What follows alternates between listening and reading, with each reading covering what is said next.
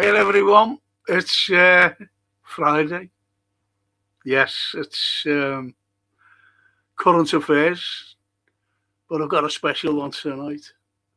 I've got one of the best videos that was banned after a few days to be shown at 7:30. Sorry I'm late anyway, because I had to have a words with Jason, about what we're doing. And so let's hope that you'll be seeing me next week. Let's hope. And I'm the dentist. Okay, now I phoned them up today. Well, they phoned me, to be honest. And they said, oh, we can't come down with the price. I said, well, I'm not paying £2,000 for a fucking suit to be put in.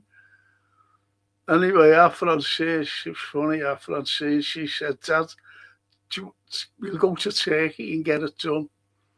And do you know how much it would cost, genuine? The dentists over there. Now, the propaganda with our dentists there saying that they're all, and they're not, you know what I mean? They're not phony. The proper dentist. And it'll cost for what I need. They plant it back in, my tooth, because I've got it there, is, how much is it? 200 and odd quid. 280 quid for one tooth and everything's done. Rather than it'll cost me £2,000 by the time I'm paying fares and whatever, if you know what I mean. £2,000 plus. So as they said, as you said to them, no. I said, that's wrong. That's a terrible price to be giving me. And he wouldn't come down. I said, well, okay. You can imagine what I said, can't you? They've already cost me 300 quid getting up there and back. With their consultation fees and everything else, So I'm going to wait.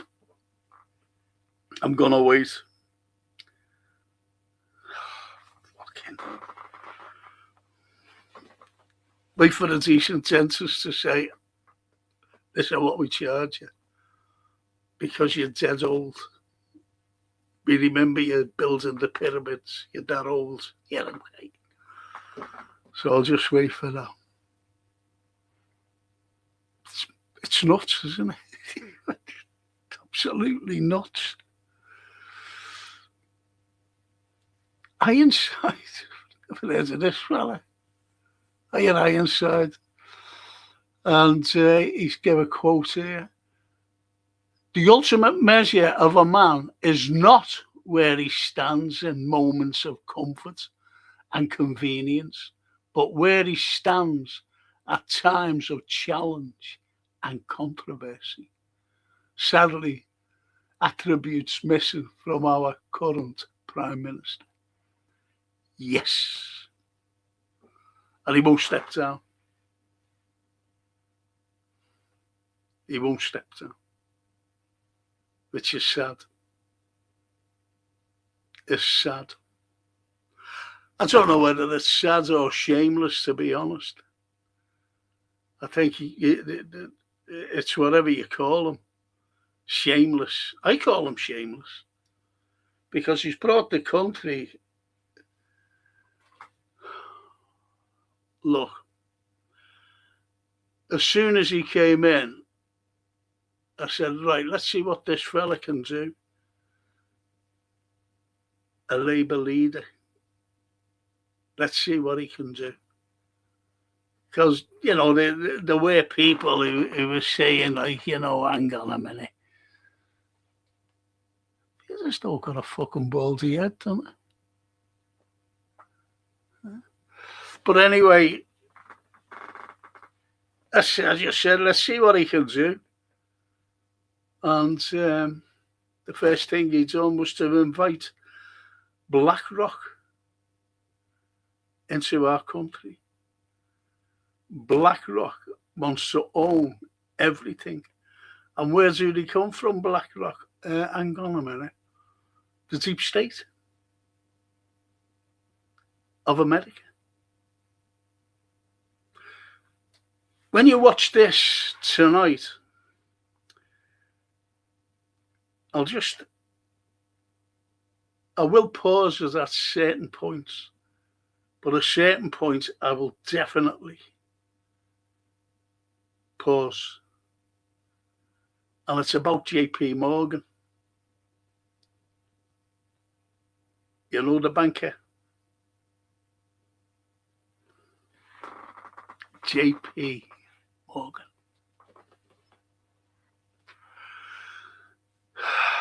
Let's see what you've been saying. Thanks for that, Ironside. Great quote, that, mate. It's the lovely Liver. Good evening, Reds and lovely chatters. Please remember to click on the thumbs up, and subscribe if you haven't done so already. Get onto this. Good evening, Reds and lovely chatters. What's missing there? I think she fell out with me. Thank you for that anyway, Liva. Appreciated. Edward. Hello, Frank and chat. It's that time of the week again. Yes. Yes. It is, Edward. Evening, Frank and chat. Thank you. Say. Like and subscribe for Frank, please. Thank you. I only need less than 300 now for 2K. Be made up what we got though. And Barry Eldred. Evening, TW. Looking forward to this. Try and watch it. See, I know I mentioned it, but try and watch it on your telly. Even if your wife's there or your partner or whatever, and they will enjoy it. I'm telling you now, they will enjoy it.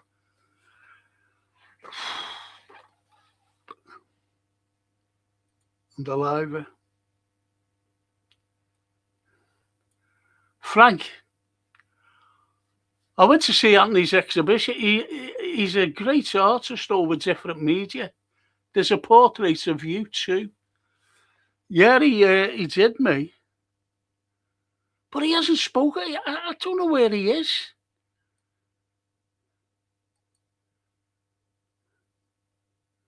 He hasn't been in touch. I just don't know. I don't think he fell out with me or anything, but I just don't know. Barry, evening, Frank and everyone. Hiya, Barry.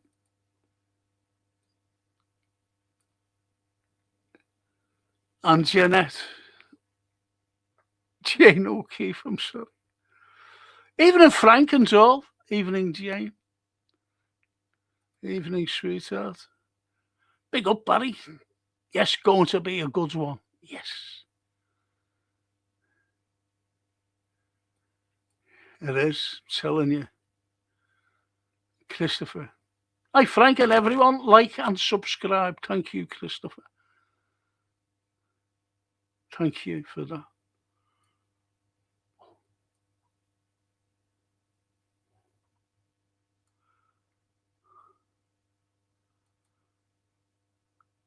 And Donna, little Johnny. Hiya, Johnny. Hello, lovely chat, family, and lovely Frank. Thank you. Johnny, thank you. For lovely Frank. From lovely Frank. The old mate, Steve Mulholland. Good evening, Frank and chat. Good evening, Stephen. Steve Mulholland. Toscana, the lovely Toscana. Buonasera, Franco and chatters. Hope you're all well. I'm just going to be listening in tonight. I'm exhausted. What are you?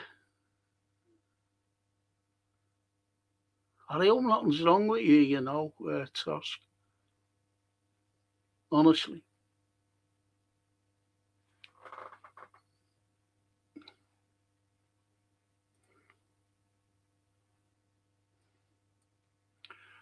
And Phil. Evening, Frank and Chatters. Evening, Phil.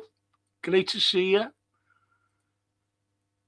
Hello, Chris and Toscana. Says lovely little Johnny. Hello, Frank. How you doing?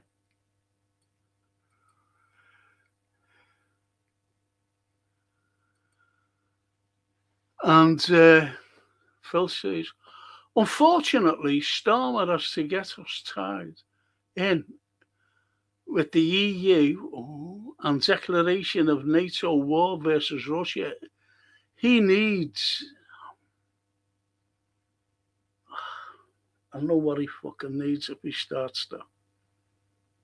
I don't want to get into that EU with those most corrupt leaders of the EU. Von der Leyen.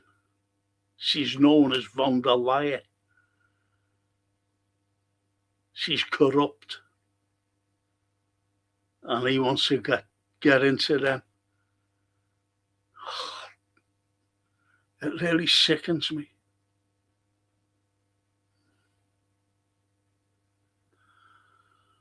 Because, I think Phil, that Russia is at war with NATO. They've been at war with NATO for the last 4 years.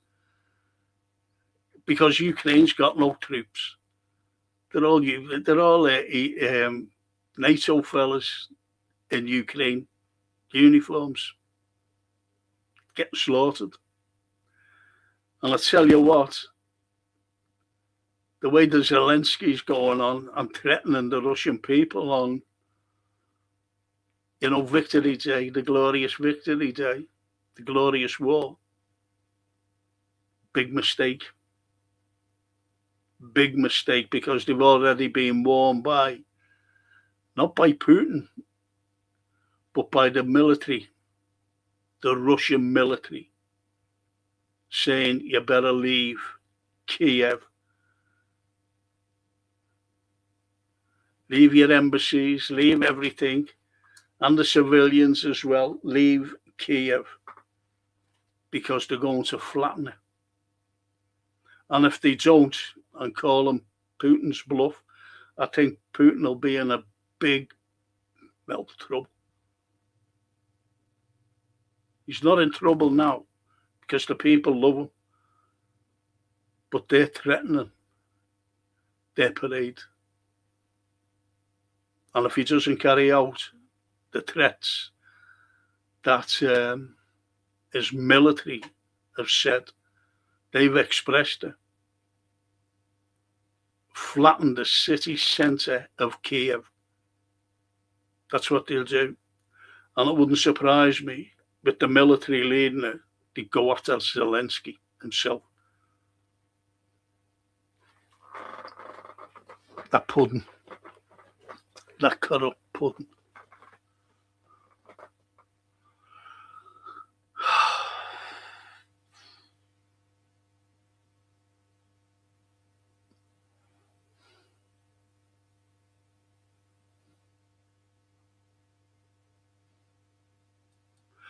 That's a good point as well, what you said there, Phil. Like, if there is a war, he'll just stay in power. For, as you said, 10 years. If they start war now.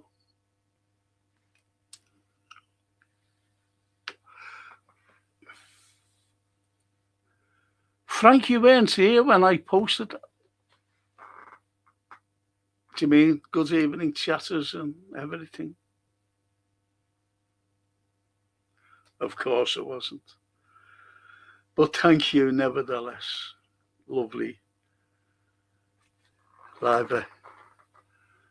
A little liver bird. Ali from Romania. Good evening, Ali. Or Alex is his proper name. And Donna says, I've had a rubbish few days. I was told my surgeon's syndrome, have I said that right, has gone systemic. Has gone. I wish you put it in caps. Can't fucking read. I'm sorry about that, little Johnny. Unfortunately, it does last for a long time when you have a flare-up, says the liver. It's so unpredictable. Are you all looking forward to this? You're looking forward to this documentary? Got banned, you know. It got banned.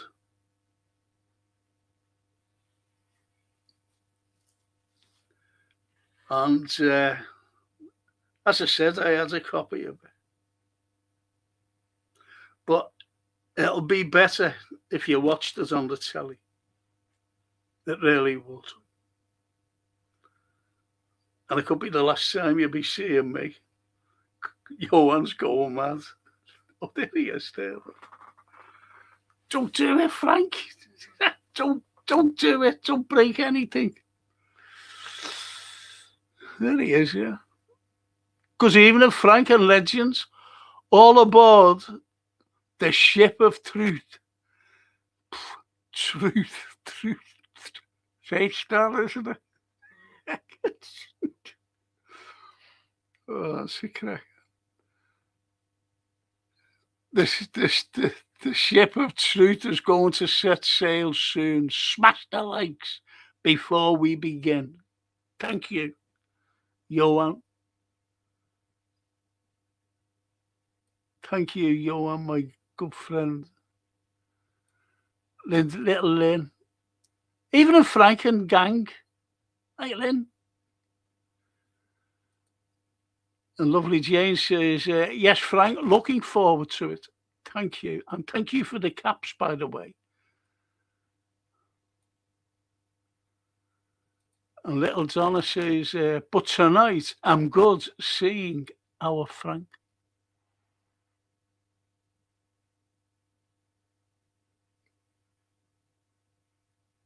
Good seeing you, Donna. Honestly, it is, sweetheart. And Barry says, you missed my comment, Frank. You're on my telly. Didn't know I could get it. Feet up, Chucky digester. All right, Barry. Yeah, you can get it on the telly, you know. And you really need to see it on the telly rather than, the phone or a little tablet or whatever people watch it on. But on the telly, it'll be better.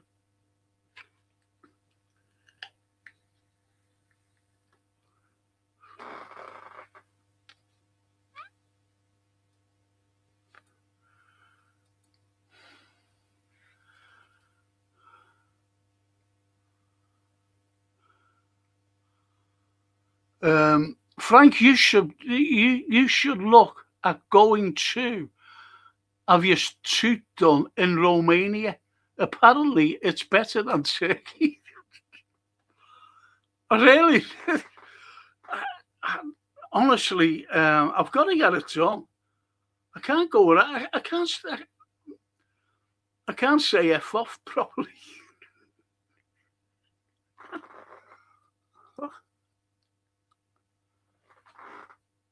Can't, the F's, it's terrible. Comes out here. I think I should sue Nestle, to be honest, because that broke my tooth. Nestle. Kit Kat, big chunky Kit Kat.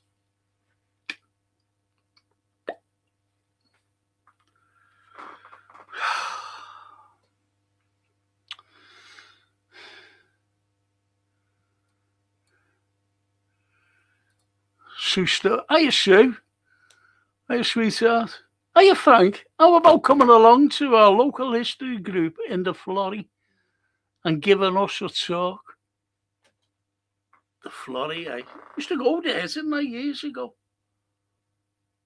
Around the September, I think he's always has a history thing. The Florrie. If you've got my number, give me a ring. Or if you're on Facebook, you'll have to add me because I go under a different name. Scouse Francis. Because I got hacked and they wouldn't allow me. So whoever hacked me was doing all stupid things and they wouldn't allow me back on, and I got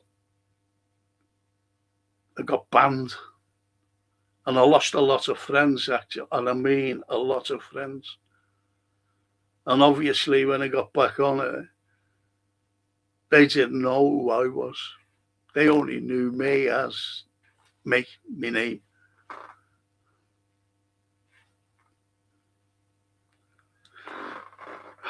The way it is with these fucking arseholes. Sorry for swearing. See? Swearing already. Yes, looking forward to it, says to Phil. Yes, Phil. Absolutely, mate. Marcella. Frank. Mum, oh no. Mum unwell. Lost some of it. Oh no. Oh, fucking hell.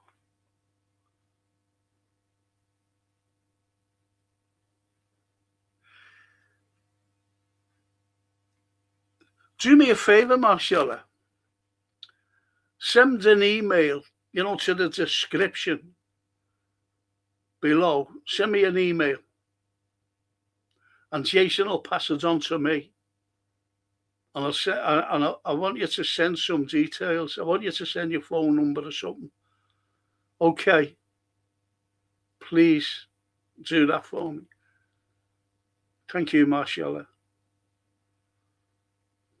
I hate things like this, Good people. Good people not being well.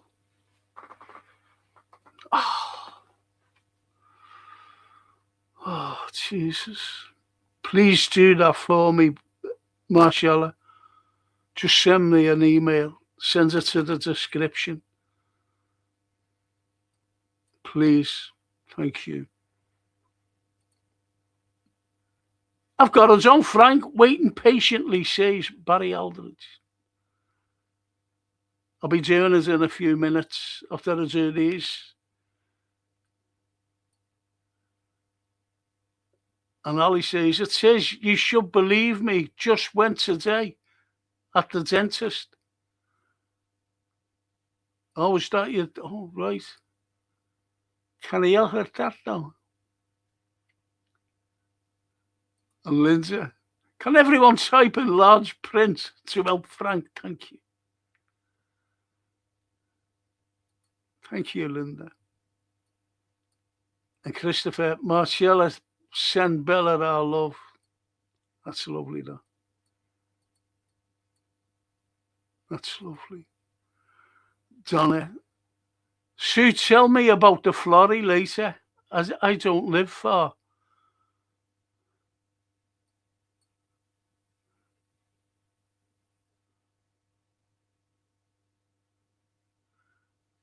There's 2 Florries, isn't there?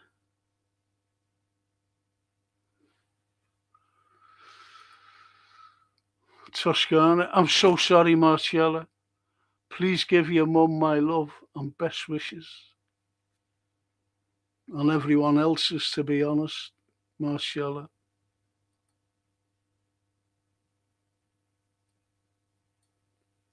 And CW, I've got a sinking feeling. Can you send me your number, Frank? Lost all my contacts just before Christmas when I dropped her.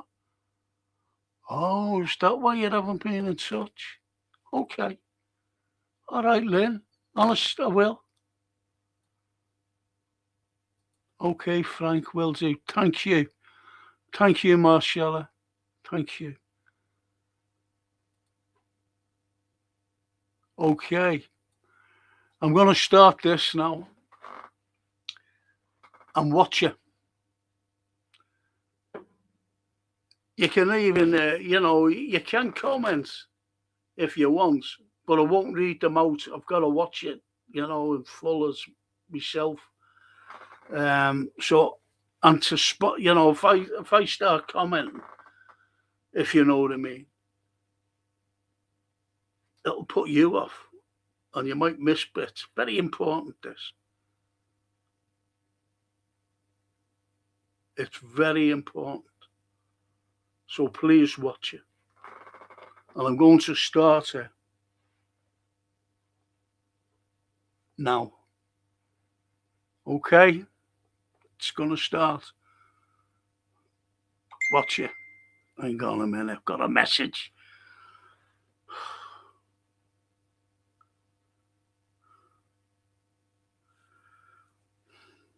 Excuse me.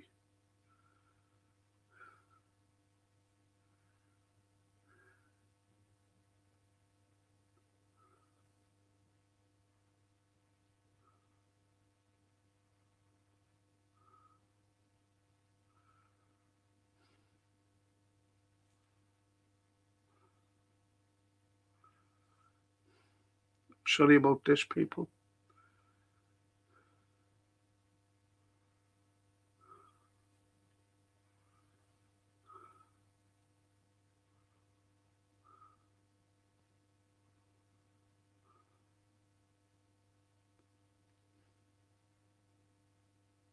I'm doing this blind,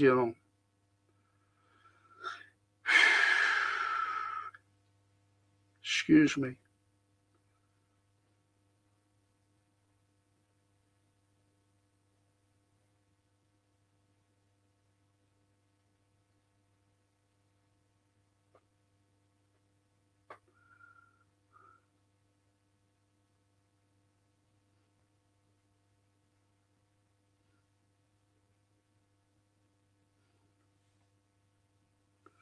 Right, so we're going to start it now, people. Sorry about that. It was a message.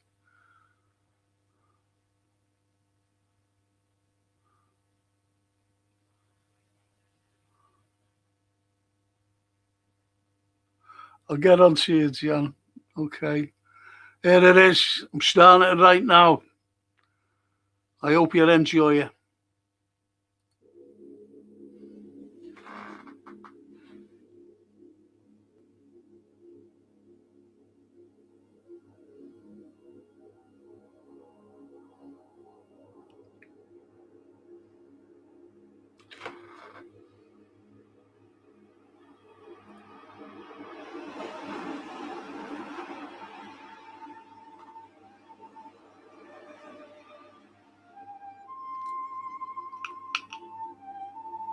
Everyone knows the story of the Titanic, how the largest moving object ever fashioned by the hand of man hit an iceberg on its maiden voyage and sank in the middle of the North Atlantic.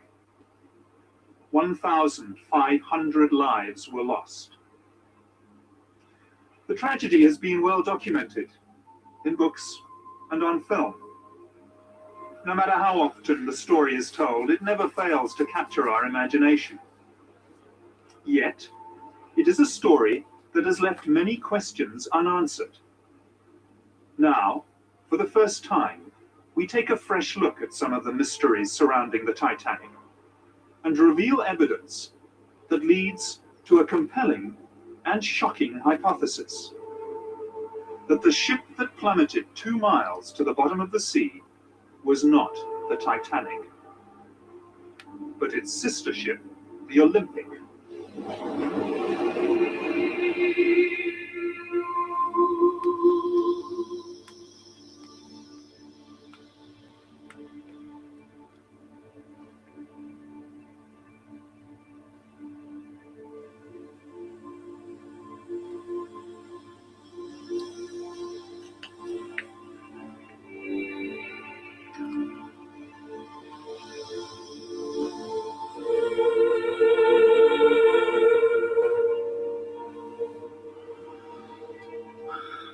Titanic and the Olympic were built for the White Star Line by Belfast shipbuilders Harland and Wolff, whose chairman was Lord Pirrie. Harland and Wolff built ships almost exclusively for the White Star Line, which was acquired in 1903 by American financier J. Pierpont Morgan's International Mercantile Marine. This was part of a drive to create a monopoly on the lucrative North Atlantic passenger trade. Chairman of the White Star Line was J. Bruce Ismay. It was in fact Lord Pirrie who was responsible for bringing together Morgan's money and British engineering excellence. Over dinner at Pirrie's London residence in 1907, Lord Pirrie and White Star Line's Bruce Ismay conceived the idea of building 3 luxurious superliners. First the Olympic, then the Titanic, and finally the Britannic. The first of the new ships, Olympic and Titanic, were to be virtually identical. This represented the White Star Line's survival strategy in the highly competitive North Atlantic passenger market, while also ensuring a bright future for the Harland and Wolff shipyard. As well as holding a large financial stake in Harland and Wolff, Lord Pirrie was a shareholder in the White Star Line and the International Mercantile Marine. Almost all passenger liners on the North Atlantic route in the early part of the 20th century were immigrant ships. In poor condition, many were known as coffin ships, and their owners blatantly overloaded and overinsured their vessels. In fact, it was an industry noted at the time for fraud. On the 14th of June 1911, the Olympic made her maiden voyage under the command of Captain Edward J. Smith, Commodore of the White Star Line. Then just a week later, still under the command of Edward Smith, the Olympic was involved in a stern collision with the tug O.L. Hallenbeck in New York, an accident that nearly caused the tug to sink. Barely 3 months later, on the 20th of September 1911, the Olympic, still under the command of Captain Smith, was involved in yet another collision, this time with the British warship HMS Hawke in the Brambles Channel in Southampton Water. It was a serious collision, which was to seal the fate of the Olympic. Pulled in by the suction from the Olympic's great propellers, the Hawke is irresistibly drawn towards the larger vessel, and the two ships collide. The Hawke's underwater ram and bows strike and penetrate the starboard side of the Olympic, causing a triangular hole several meters high, and an even larger hole below the waterline. Any accident involving a Royal Naval ship was investigated by the Admiralty, who, not surprisingly in this case, found that the Olympic was at fault, even though the evidence, including eyewitness accounts, suggested otherwise. As a consequence of this ruling, the White Star's insurers declined to pay out on the claim. The damage done to the Olympic was severe. Besides being holed both above and below the waterline, she sustained numerous other injuries, including steel frames buckled, thousands of rivets popped, steel plating dislodged over 4 decks, and distortion to the starboard propeller and crankshaft. To make matters worse, the keel was bent, giving the ship a pronounced list to port. Interestingly enough, when 6 months later the ship which came to be known as the Titanic made her maiden voyage out of Southampton, second-class passenger Lawrence Beasley, a science teacher, noted that the ship seemed to have a slight but permanent list to port on the first part of the voyage, a fact noted by several other surviving passengers. The great hull was patched up in Southampton by riveting steel plates below the waterline and reinforcing with wooden beams above. This work took over 2 weeks, suggesting just how serious the damage was. In October 1911, with these temporary repair works in place, the Olympic then limped back to the Harland and Wolff shipyard in Belfast for more permanent repairs to be done. In fact, some of those temporary repairs failed during the voyage to Belfast. By the way, remember that although this is a model of the Olympic, the two ships were virtually identical. It's this fact which made a conspiracy feasible, a conspiracy of monumental proportions. The starboard propeller is going to have to be replaced. The crankshaft is damaged. There's a crack between the arm and the shaft. But worse, the keel is bent That's going to give a permanent list to port, and there's no way we can correct that. We're going to have to cut the ship in half, insert a new frame, and then put it all back together again. The job is going to take months, and frankly, for what it's going to cost, I think it's simply a waste of time.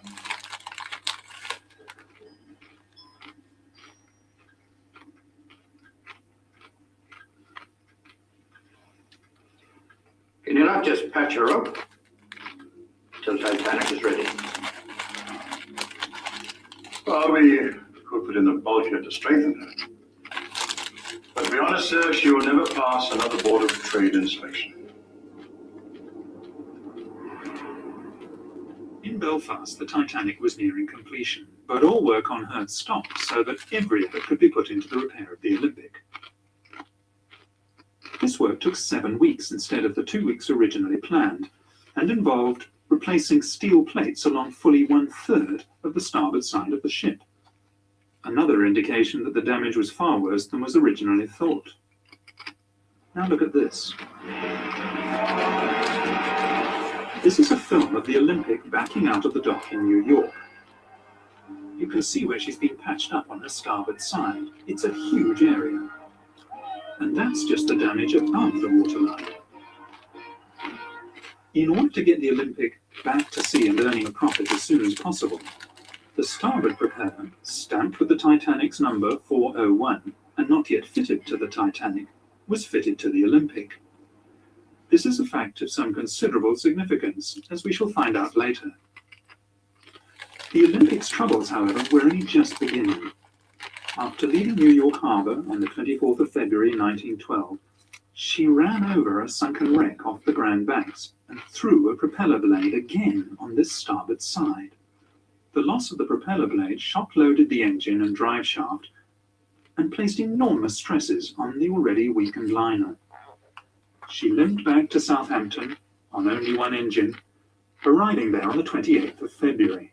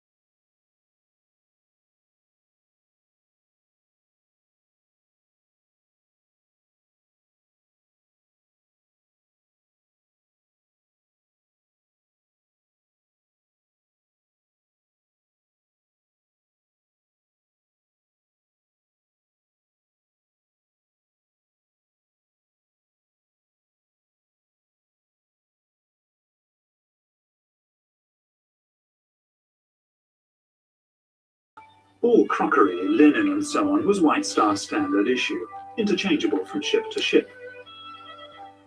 Letterheads and menus, etc. were styled to the particular ship, but could easily have been changed. Only the names on the bows and sterns of the ships, the nameplates on...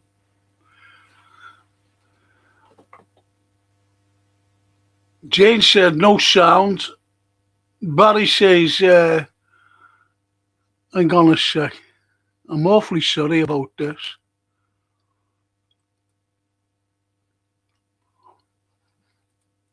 I'm sorry about that. You know, I was eating a bag of crisps. Don't have anything to eat while I'm doing this.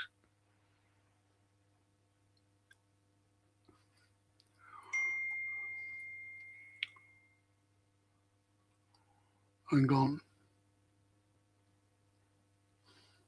And Johan says, got muted when you put it on full screen. And you can't hear it. Can't hear it. Go away.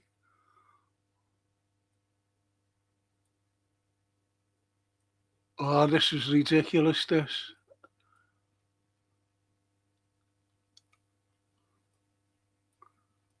Johan says, the live bird says it's on. Glad you said that, Johan. Thought it was just me.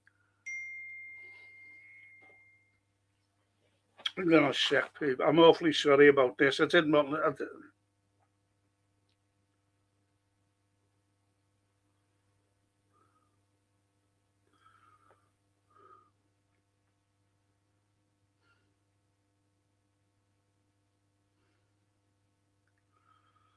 Okay, so I'm not gonna restart it. I'll try and go back. Just bear with me on this. Please bear with me. I'm gonna go back a little. I'll go back to... Did you hear this? Let me know right now if you heard what these two fellas were talking about. Ismay and Perry. Let me know. Let me know if you heard what these said.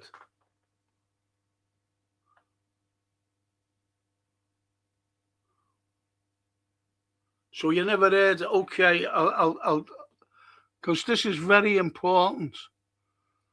Okay, but you've got to let me know right away.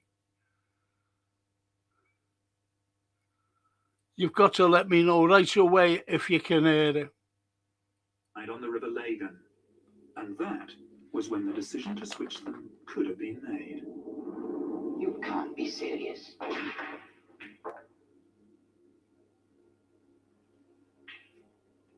Olympic and Titanic are exactly the same. No one will know we've switched them when they get back to work on Monday morning.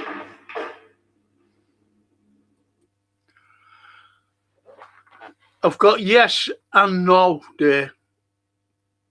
I've got yes and no. And I'm sorry, there's nothing I can do. But this is going out the way it should go out, and people are listening to it. And I don't know what your end is. I'm sorry about this, but I'm going to play it anyway. We've just swapped the names. Everything else is standard White Star issue.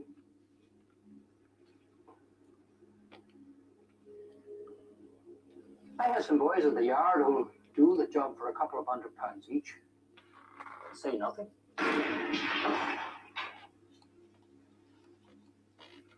We'll never get away with it. If word of this gets out, it's either that, Ismay, or we both get done. White Star Line and this yard. There's got to be another way. There isn't. We have no choice. Right. That's it then.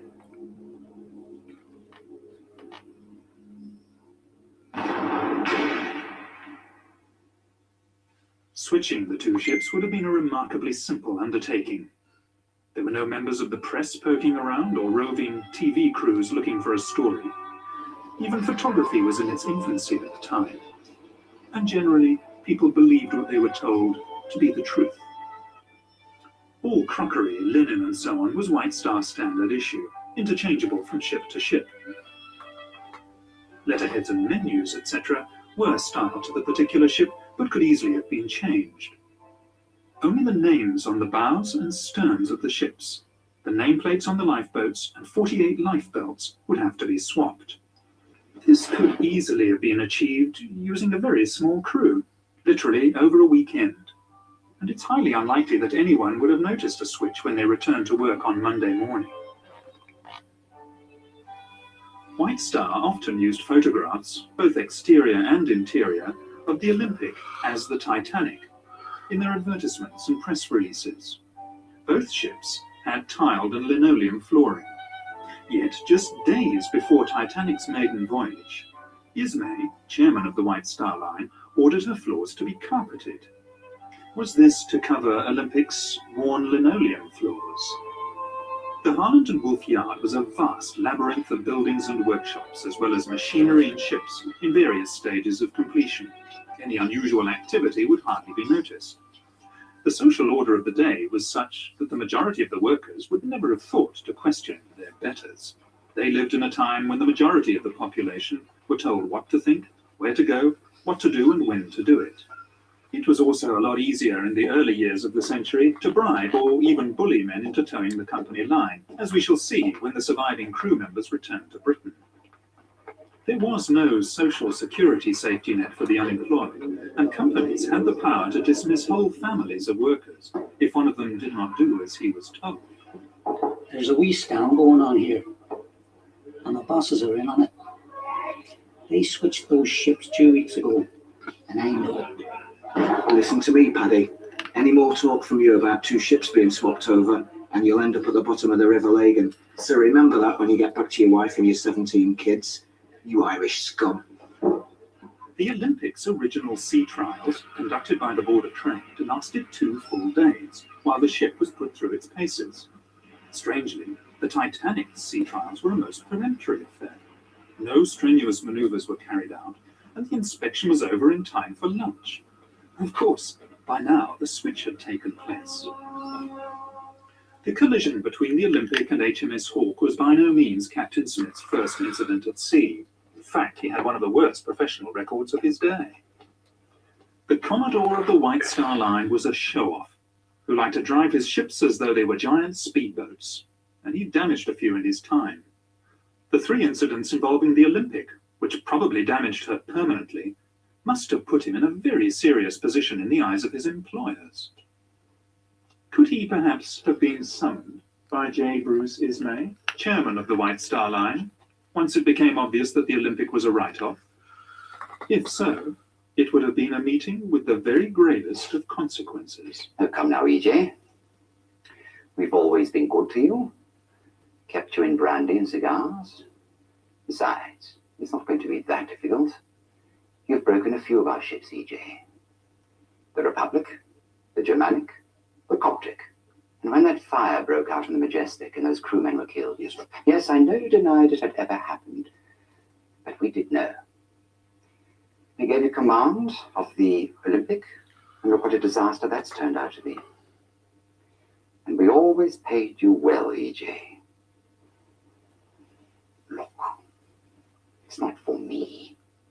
It's for the company. We are in a desperate situation financially, especially after what happened to the Olympic. So, I'm sorry to have to put it to you like this, but you do owe us. We've arranged for a small steamer from the Leyland line to be in a position to take the passengers off. I have a good man lined up for the job. Lord. Captain Stanley Lord. Ever come across him? Well, he's done this sort of thing before. Well, he did the job so well, he received a commendation for it. So, there it is. He'll be there to lend a hand. And I'll be there, of course. Along for the ride.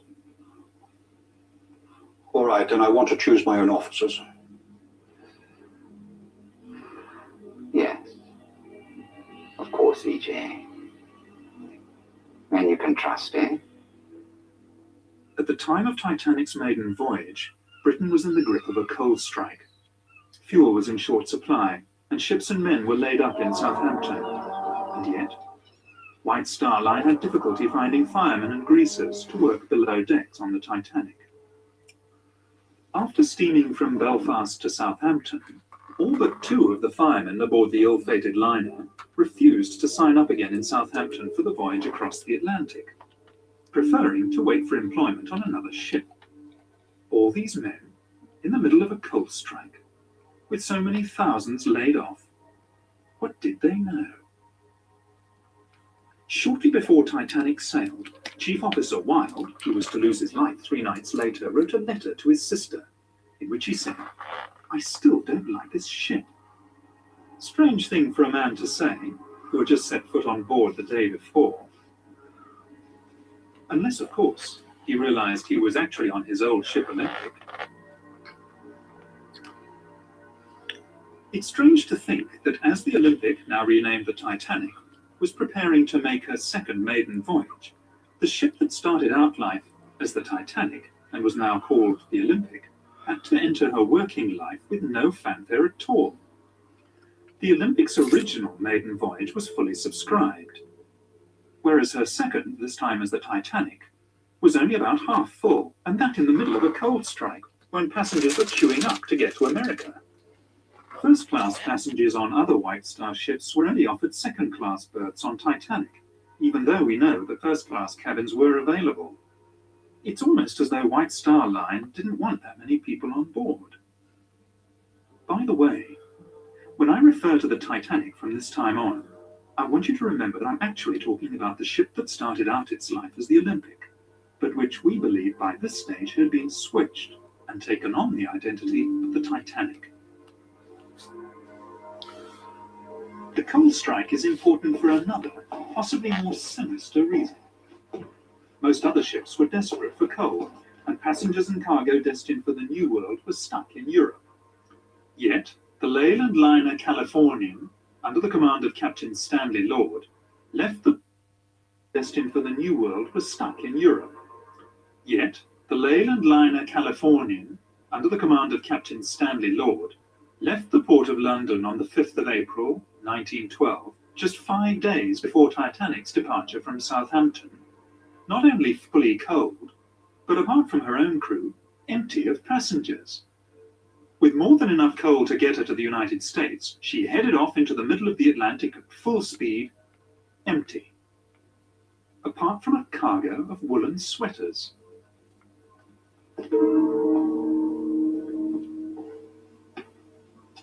Over 50, mostly first-class passengers, cancelled their passages on the Titanic at the last minute, many of them close friends and business associates of J.P. Morgan.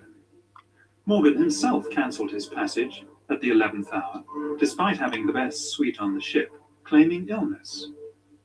2 days after the sinking, an American reporter found him in perfect health at the French resort of Aix-les-Bains, with his mistress. Morgan also had several valuable bronze statues, which he was planning to import to the United States, taken off the Titanic an hour before she sailed. Could Morgan have known the fate of the Titanic fully 4 days before the disaster? Florence Ismay, wife of J. Bruce Ismay, also turned down the opportunity of taking the maiden voyage on the world's most luxurious liner, preferring instead to take their children on a motoring holiday, after first claiming ill health. Now there is one thing that sailors fear above all else, and that is fire at sea. And yet when Titanic cast off from Southampton, there was a fire smouldering in number 10 coal bunker. Instead of putting out the fire, the bunker was actually topped up with 400 tons of coal. Captain Smith knew it, the ship's officers and chief engineer knew it, as did those who worked half-heartedly to put it out. The fire that had been smouldering in coal bunker number 10 had been smouldering for a week, and yet it was kept from the Board of Trade Inspector, Maurice Harvey Clark, who at the British inquiry denied all knowledge of it. Could the fire in coal bunker number 10 have been plan B? If all else fails, tell the passengers there's a fire, vent the smoke through the ship, and get them off that way. Captain Stanley Lord and the Californian had left the port of London in a great hurry, ostensibly bound for Boston. Then, on the evening of the 14th of April, the ship came to a dead stop in the middle of the ice field. Strangely, Captain Lord, 6 foot tall, elected to sleep that night fully clothed on a 5.5-foot couch in the chart room rather than in his cabin. He also ordered her boilers to be kept fired up and her engines on standby. Why? Was he expecting some sort of emergency that might mean a last-minute dash into the night? That evening, the Titanic received 6 radio messages. The first 3 were from other ships, giving the location of icebergs. The other 3 were from the Californian, more concerned with giving her own position stopped for the night. Those 3 were personally addressed to Captain Smith. It's almost as if Captain Lord was letting Smith know that the Californian was ready and waiting. Captain Smith had delayed turning the corner on the outward southern track. He ordered the turn to the west 10 miles further south than the normal turning point. This was certainly not as an evasive measure to avoid the ice field, but one designed to take him directly into it. He must have known this. Tragically, Captain Lord failed to keep his radio operator awake. Even so, the Californian's last message to the Titanic never got there. The Titanic's radio operators were too busy with passengers' messages.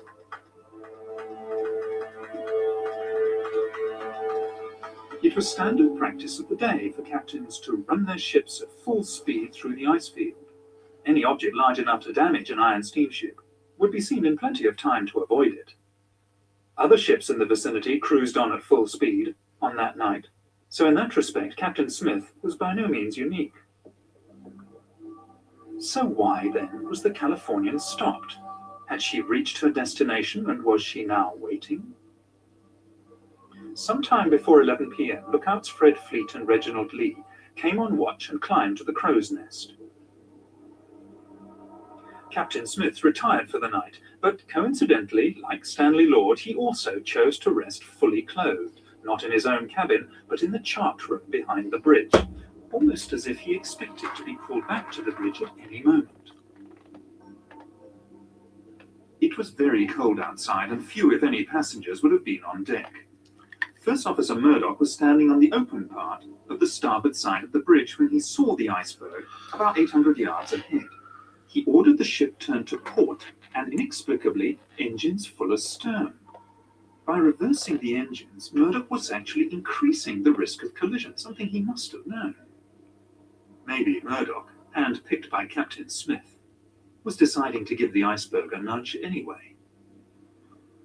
Given that the turning circle of the Titanic was 1,280 yards and the stopping distance 850 yards, Titanic should have been able to avoid the iceberg with the greatest of ease, even allowing for a slight delay while orders were given and the wheel turned the ship to port.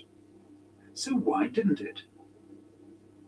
Second Officer Lightoller told the inquiry that before going off duty for the night, he would have been easily able to see an iceberg from 1.5 miles, probably 2 miles away. He also said that the iceberg would have been just as visible from the bridge as from the crow's nest. Plenty of time to turn and avoid it then. In an emergency such as this, it was never a good idea to turn your broadside to danger. Even if Titanic had rammed the iceberg head-on, it would have stayed afloat. Although up to 250 crewmen would have been killed while they slept in their bunks in the bow. Apart from those on the bridge, and of course those in the forward boiler rooms, the glancing blow with the iceberg would have passed virtually unnoticed. The vibration felt by some of the passengers was almost certainly that caused by the reversing of the engines, and by the time anyone noticed what had happened, the iceberg had slipped away into the night. Captain Smith was on the bridge in a matter of seconds, but instead of a general call to stations, his officers acted as though there were no emergency at all. Second Officer Lightoller, awakened by the sound of steam letting off, claims to have stayed in his cabin until another officer came to get him.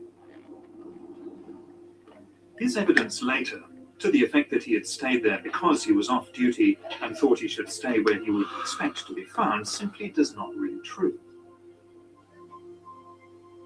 The bridge was only a few seconds' walk from his cabin in the officers' quarters, and he should have gone straight there at the first hint of trouble. So why didn't he? A few passengers came out of their cabins to see why the engines had stopped, but for the first 40 minutes after the collision, there was really no sense of danger at all. One can understand this frame of mind on the part of the passengers, even on the part of the crew. Except for those who were dousing the fires in boiler rooms 5 and 6. After all, they thought they were on an unsinkable ship. But for the captain and the officers, who were in full possession of the facts, there is really no excuse. They did it because they expected to be rescued. It was 35 minutes before the first distress signal was sent. 35 minutes before the first radio emergency, CQD, was sent. 45 minutes before starting the pumps. 45 minutes before starting to prepare the lifeboats. And a full hour and 25 minutes before the first one was launched. Only 6 crew members were on watch at the time Titanic struck the iceberg. First Officer Murdoch and Sixth Officer Moody were later drowned. Of the surviving crew members, Quartermaster Alfred Oliver was aft of the bridge at the time and saw nothing. Helmsman Robert Hitchens was hastily transferred to a job as harbour master in Cape Town, which leaves lookouts Frederick Fleet and Reginald Lee. At the British inquiry, as a witness, Frederick Fleet was clearly defensive, edgy, obviously didn't trust his questioners, and at times was downright surly. But then he was under the watchful gaze of J. Bruce Ismay, the chairman of the White Star Line, and the lawyers. I'm no judge of distances or spaces. Was it a mile away, or how far away was it? I cannot say. Can you not give any estimate? No, sir. Was it half a mile? I cannot say. It is impossible to tell. Was it as far away as the boat's length? I could not say. Can you not say anything about it? No. Sir, you really do not understand. That gentleman is not trying to get round you at all. Some of them are, though. Is there any more I'd like to have a go on me? When Titanic came to a rest, Captain Smith asked the fourth officer, Joseph Groves Boxall, to work out a position. It is clear from the records that Titanic's navigator worked out a position. The fourth officer, Joseph Groves Boxall, to work out a position. It is clear from the records that Titanic's navigator worked out a position that was 12 miles away from where they actually were. This was to prove a fatal mistake. We know he was 12 miles out in his calculations because of the actual location of the wreck. The position that Boxall gave would have put the Titanic within sight of the California. Was that where he thought he should have been? For some reason, Captain Smith ordered the Titanic to move half speed ahead for another 5 minutes before stopping the engines again for the last time. Maybe he was heading towards the ship whose lights could just be made out on the horizon, expecting it to be the Californian. Several survivors mentioned the sighting of a ship about 5 or 6 miles from the Titanic. The Titanic could easily have steamed there, yet Smith was content to assume the ship would sail over to him, because he believed it was the Californian. At this point, let's examine what's happened so far. A stricken ocean liner is dead in the water. A rescue ship, the Californian, is standing by. Messages have been sent to Captain Smith from the Californian, stating exactly where she is waiting. Captain Smith can see a stationary ship on the horizon, and having received inaccurate information from Fourth Officer Boxall as to his position, he assumes it's the Californian and everything's going according to plan. At about midnight, the Titanic started sending up her distress rockets, red, white, and blue.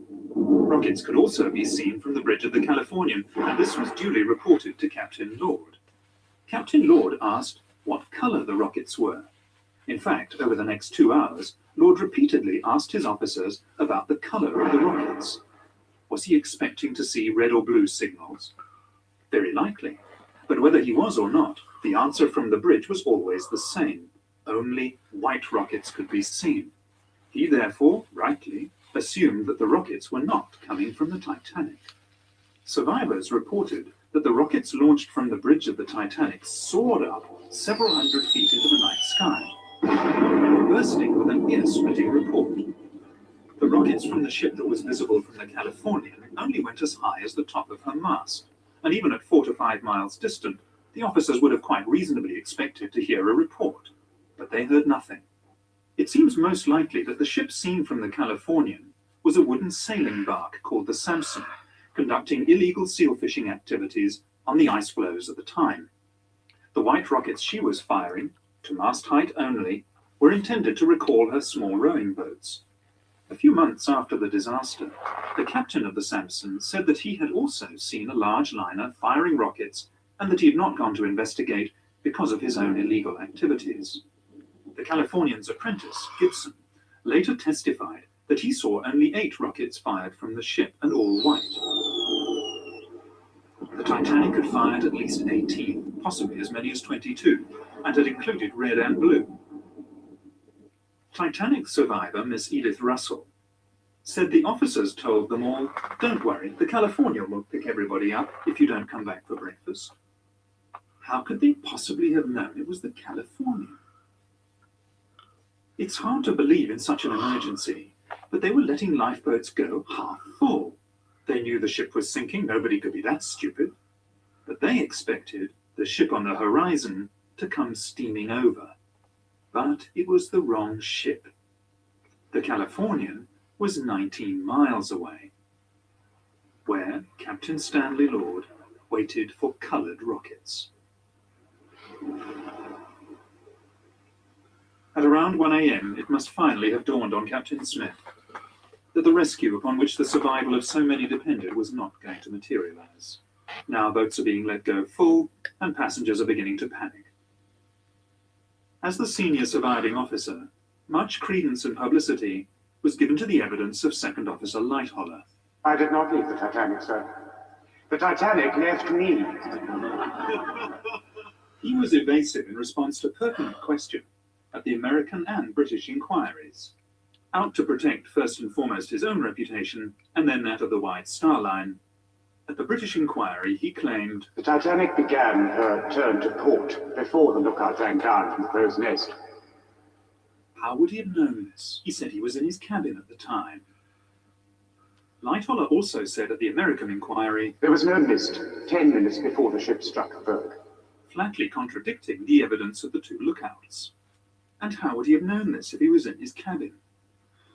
He also lied about the number of ice warnings received on the bridge, as if to suggest that the iceberg came as a surprise. "I do not remember any ice warnings being posted on the bridge." Lightholler, along with second radio operator Harold Bride and ship's baker Charles Joffin, all claimed that after getting off the Titanic, they stayed in the water for up to an hour. "I was in the water for between half an hour and an hour before I climbed aboard the upturned collapsible.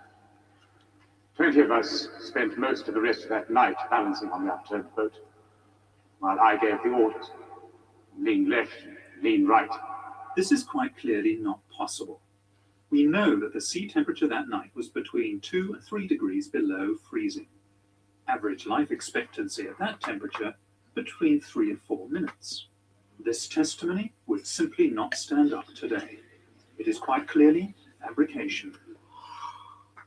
Just before 5:30 on that fateful morning, Captain Stanley Lord woke his radio operator, only to discover that the Titanic had already sunk. He set off at full steam for the wreck site, but of course he was too late. The Carpathia had already arrived and was picking up survivors. Notable amongst these was J. Bruce Ismay, who had slipped into a lifeboat at the last minute. For this he was to pay the price in public shame for the rest of his life. As the Carpathia steamed towards New York, Ismay was supposedly taken to the doctor's cabin and put under sedation. Even so, he managed to find time to send 3 separate telegrams to the White Star's New York office, urging them to hold the Cedric in New York Harbor so that the Titanic's surviving crew members could be taken straight back to Southampton. Hastily organized, the American inquiry failed to ask the right questions. Titanic surviving officers stonewalled, as did Ismay himself. Several experienced sea captains were called to give evidence regarding the wisdom of steaming at full speed through an ice field, but they all said the same thing. Maintaining full speed in the vicinity of ice was perfectly normal, and on the night in question, the icebergs could be seen at between 5 and 6 miles distant. It never occurred to anyone to ask the simple question, in that case, why did the Titanic hit an iceberg? When the surviving crew got back to England, they naturally expected to go straight home to their loved ones. Instead, they were all herded into a railway shed and held for nearly 24 hours before being made to sign pieces of paper. A lot of them were under the impression that they were signing the Official Secrets Act. Was someone trying to suppress something here, some vital piece of information? Remember what it is you've put your names to. If there's any talk of the ship being swapped in Belfast, or any stories of insurance fraud going on, then there will be 20 years of His Majesty's pleasure awaiting you and no job to come out to when it's over. So, think on this when you see your wives and sweethearts.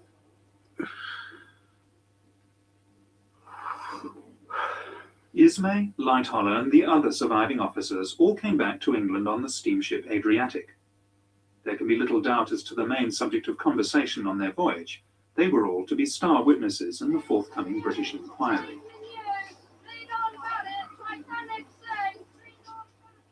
Now, it is unlikely that a fraud of such immense proportions could have been undertaken without the collusion of the authorities, notably the British government, as we shall see later when we look at the inquiry. In fact, it makes perfect sense for the government of the day, under Prime Minister Lord Asquith, to have colluded in a cover-up.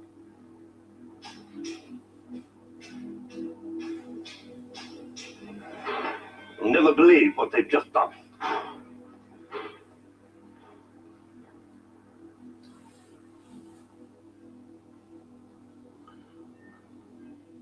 How many? I'm told 1,500. The position is simply this, Prime Minister.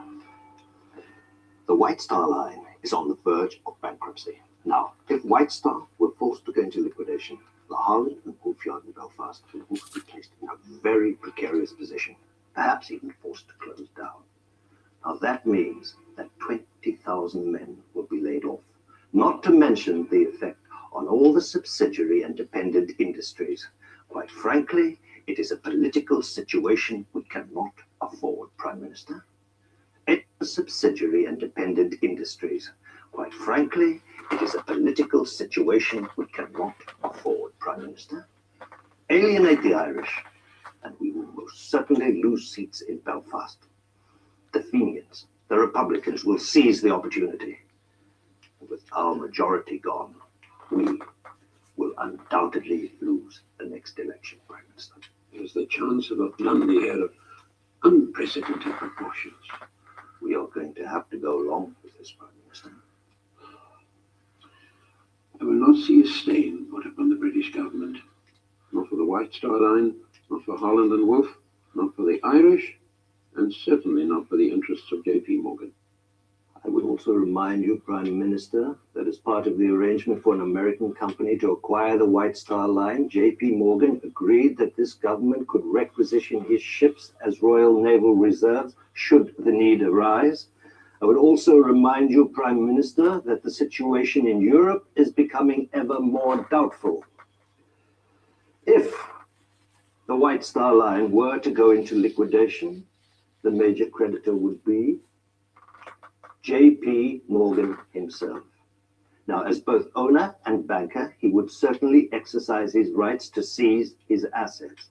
And we would lose all those ships, Prime Minister. It's a sad day for England, when the policies of a British government are dictated by greedy and ruthless businessmen. And if it ever became public, doubtless you have someone in mind to run the show. Yes. I thought we could bring Mersey out of retirement. He's reliable, he knows how the system works, he's discreet, and he will do what needs to be done. son is called to the bar would be more comfortable if he were there to keep an eye on things. Good for Mr. Find employment for him in the Attorney General's office. Very well then. But neither I nor the administration know anything about it.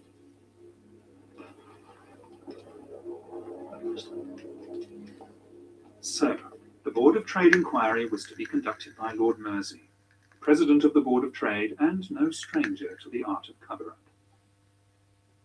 Since the enormous loss of life was in part due to outdated Board of Trade regulations regarding the number of lifeboats to be carried by ships and the safety of ships at sea generally, it was hardly likely that the inquiry was going to be too concerned with uncovering the truth, the Board of Trade being both plaintiff and defendant in the case. The hearings were held at the Scottish Drill Hall in London, where the acoustics were so bad that spectators in the public galleries found it difficult to hear everything that was said. Lord Mersey had complained about the unfortunate choice of venue, but then again it had been booked by his son. Harold Sanderson, representing Harland and Wolff, repeatedly made the mistake of referring to the Titanic as the Olympic. As for Lord Mersey himself, he simply didn't ask or allow to be asked the right questions. The press, who were there throughout the hearings and could have done something about it, were more interested in the scandal surrounding the lucky escape of J. Bruce Ismay. Other expert naval officers told Lord Mersey that even on a moonless night there'd be no difficulty spotting an iceberg from as far away as 6 or even 10 miles.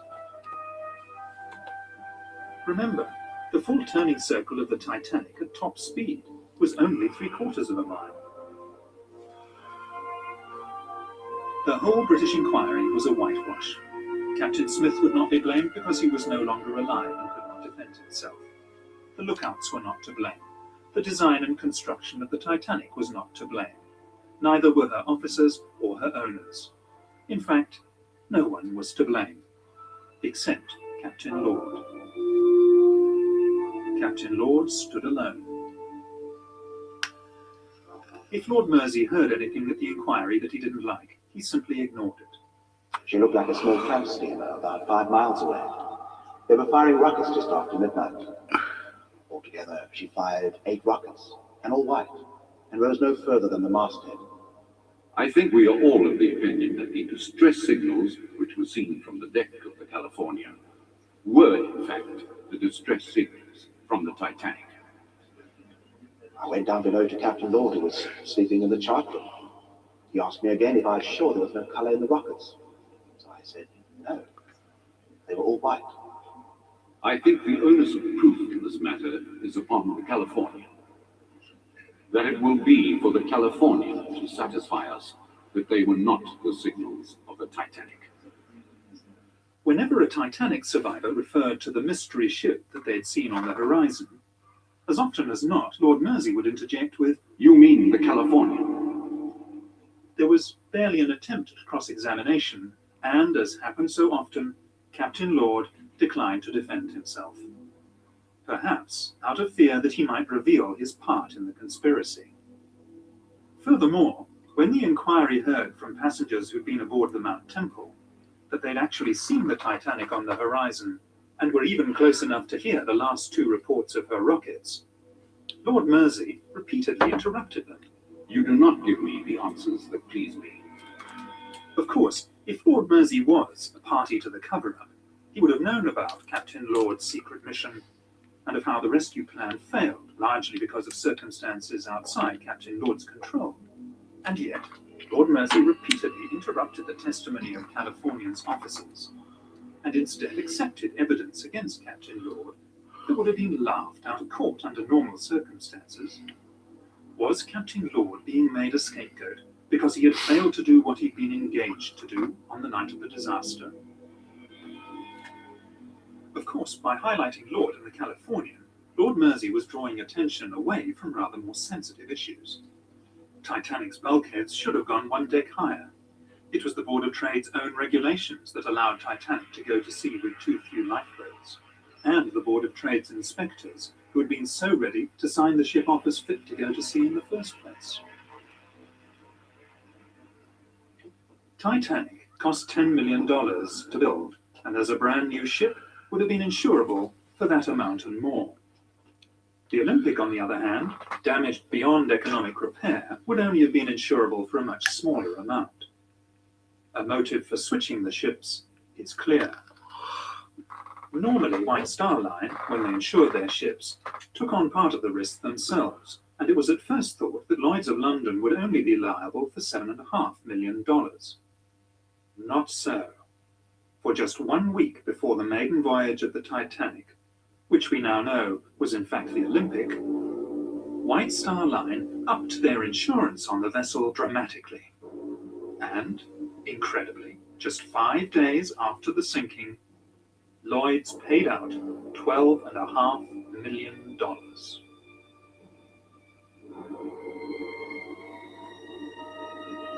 Although 3/4 of a century at the bottom of the Atlantic Ocean did not exactly preserve Titanic in museum-like condition, there is enough left of the wreck to give us more than just an idea of what really happened. Corrosion has done its relentless work, but where the original black paint of the hull has flaked away, it is still possible to see spots of grey paint, which formed the undercoat, except that grey paint was only used as an undercoat on the Olympic and not on the Titanic. Examination of the starboard propeller reveals the number 01 stamped into the metal.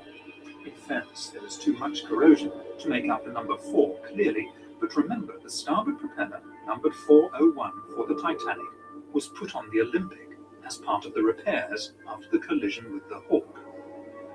Remote cameras under the control of the discoverer of the Titanic wreck, Dr. Robert Ballard, have examined the stern section of the ship. They show that in addition to the lateral bulkheads that were a feature of both the Titanic and the Olympic, there is a longitudinal bulkhead in the stern section where there was none on the original plans for either vessel.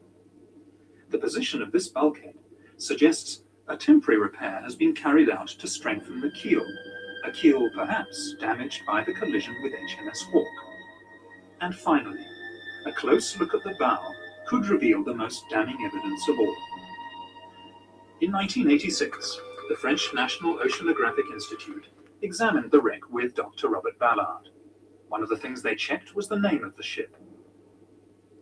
In keeping with White Star tradition, both ships had their names engraved into the upper bow plates in letters 4 foot high. Examination of the wreck and the name Titanic shows that it is made of iron letters which have been riveted onto the original bow plates. With the passage of time, 2 of the letters have dropped off and been lost forever in the sediment of the seabed. At the place where they once were, engraved into the hull, are the letters M and P.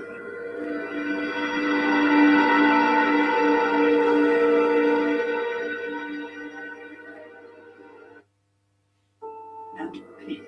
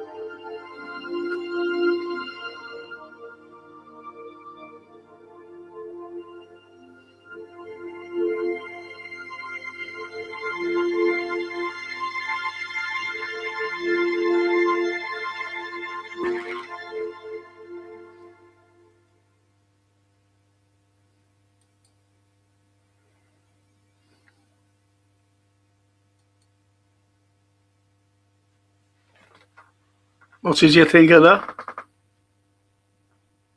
And Ballard, when I went under, the likes of where you see the Titanic that was riveted on, and where you see the M and the P, that was all taken away. That was banned, like that particular thing, documentary. It was completely and utterly banned. So you've got to ask yourself, why was it banned? Because they show documentaries. They show documentaries all the time, but they never show that one. And the answer is right. I'm sorry about the outer sink as well, because we work very hard on this. I had to clean it up. I had to clean that up, the thing.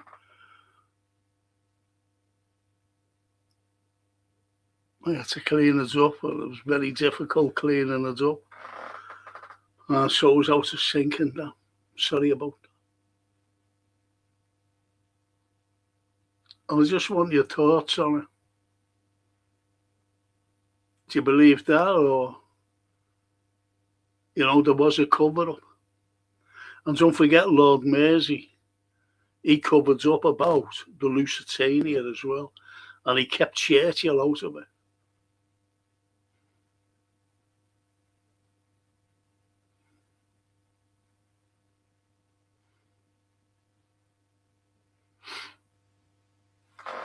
So you see what people do for money. JP Morgan, he wanted his money back. And this is what, unfortunately, this is what they do now.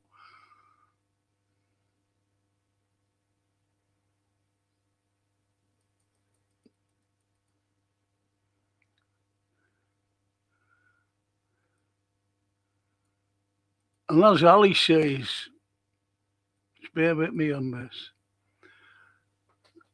I start to believe that 99% of what we know is just propaganda. Nothing is random. We see now many weird things happen. It was always the same for hundreds of years. Yes, propaganda's been going for hundreds of years. Cover-ups, everything. And Barry, what a frightening thought, he says.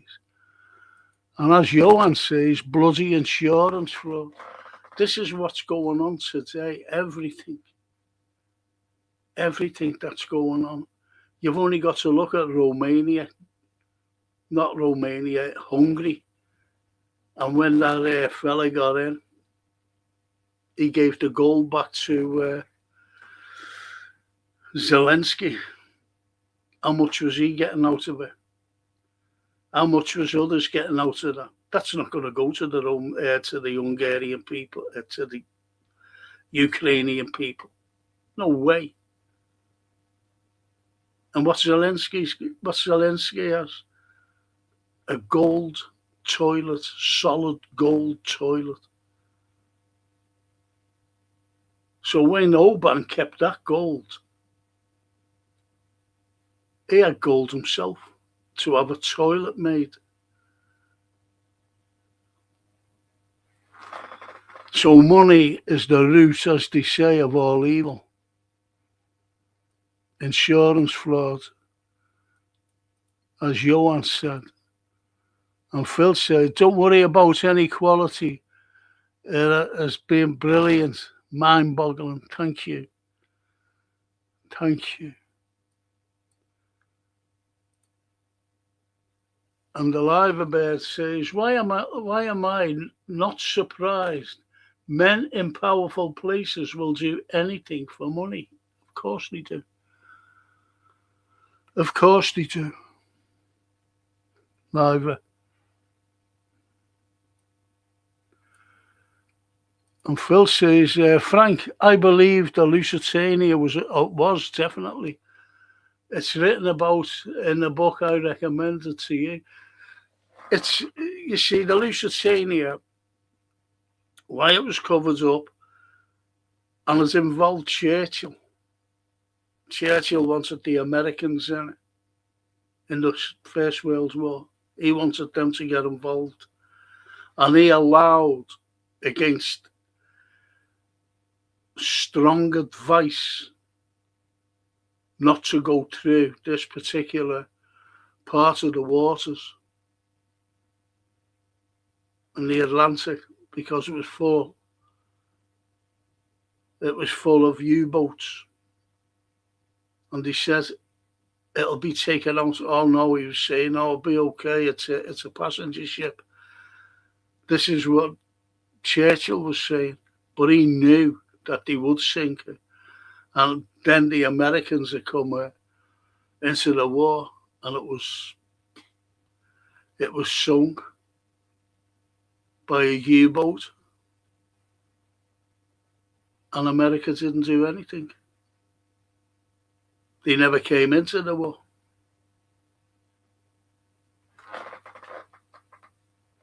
As you know, terrible cover-up of the Lusitania, by the way. Excuse me. And Johan says, always follow the money. That's why there are people making profits by shorting the oil market. After Trump's unhinged tweets. Yep. This is, I know I don't want to do football, but this is why I said about the Liverpool owners, the economic situation. They could lose a lot of money. And they're greedy so-and-sos, as you know. And that's why they are going to sell Liverpool Football Club sooner rather than later, because they will definitely lose a lot of money through the economic situation, which is only going to get worse, especially the oil. I tried to explain what oil does for the world, and it's not just to make wheels go round.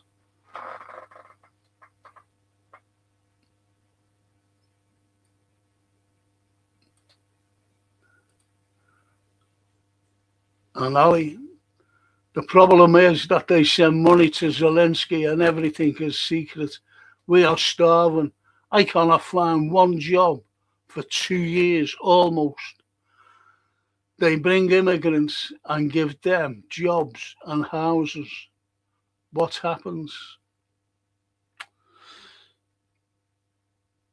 Well, it's going on throughout Europe. But you've just said there, Ali, and the Liver Birds here, Trump and his family are making a fortune out of his presidency while the world goes to hell in a handcart.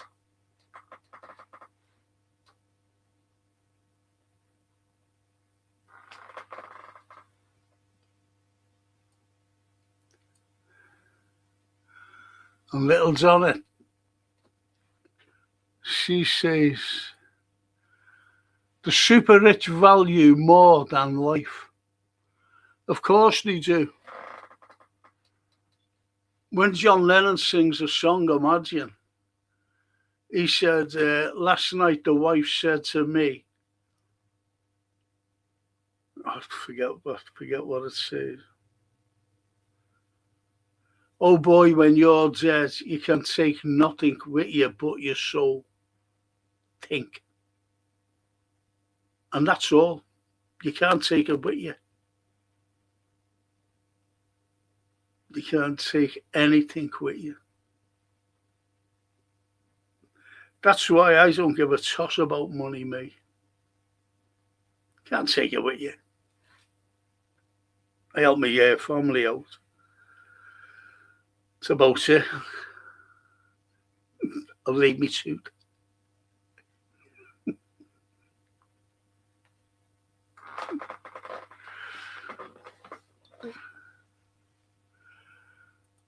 And the lovely Toscana. I hope you're feeling a little bit better, Tos. Thank you for sharing that, Frank. Fascinating and interesting to watch. Amazing what people will do for money. It's never ending. It just shows you, doesn't it? Every one of you is saying about the money, the greed. This is why there's wars going on. They're making a hell of a lot of money. Steve Mulholland. Thank you, Frank, for showing that. Thank you, Steve, for watching it.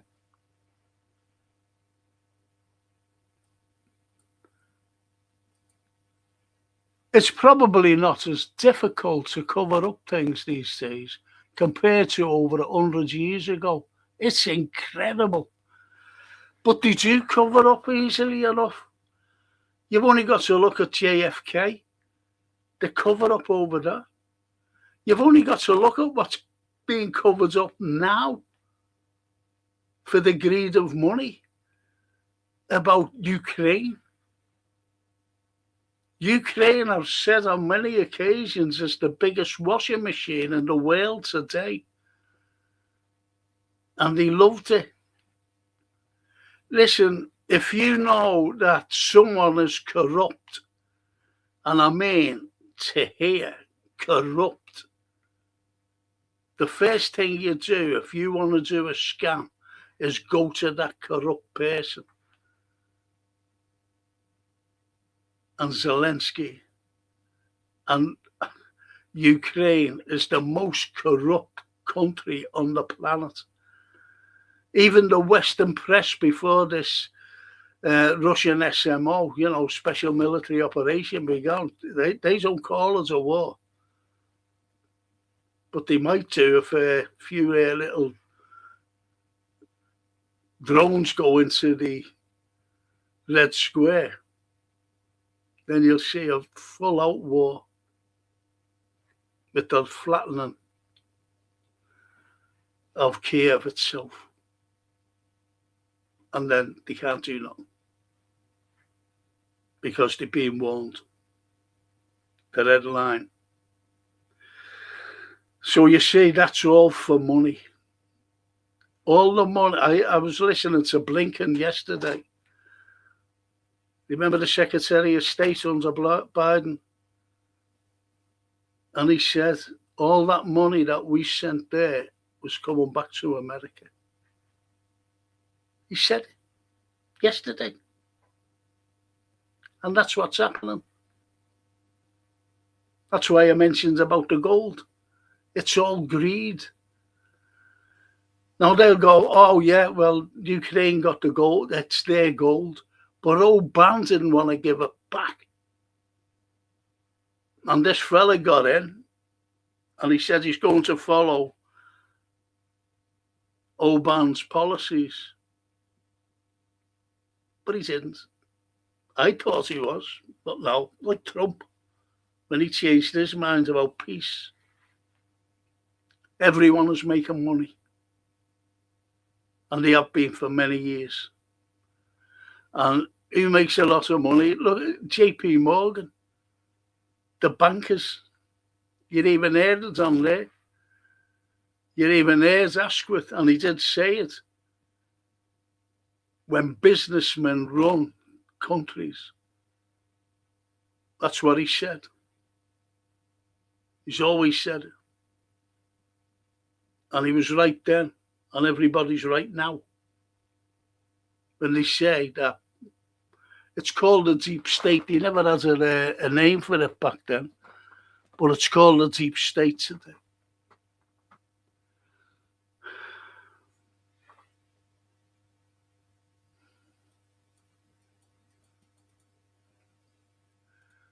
And Jane says, always about the money. Yes, Jane, it is. And Phil says the ship was covert weapons carrier. Do you mean the Lusitania? You're right.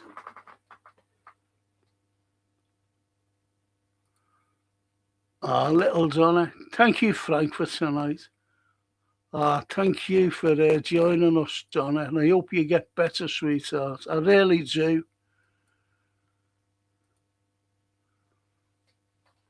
And the poets. It would answer a lot of long-standing questions like the lifeboats were launched are full because they were expecting to be rescued. Yes. And what about the Californian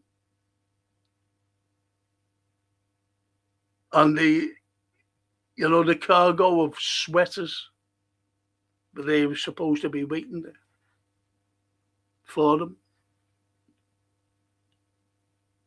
Captain Lord, with a cargo full of sweaters and no passengers. Why did he go there and why did he stop there? Think about that.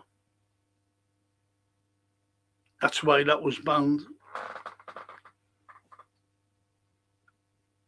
And Ballard's thing, when he went under, and he seen the Titanic and the bow, you can never see that again because it was banned, but you've seen it.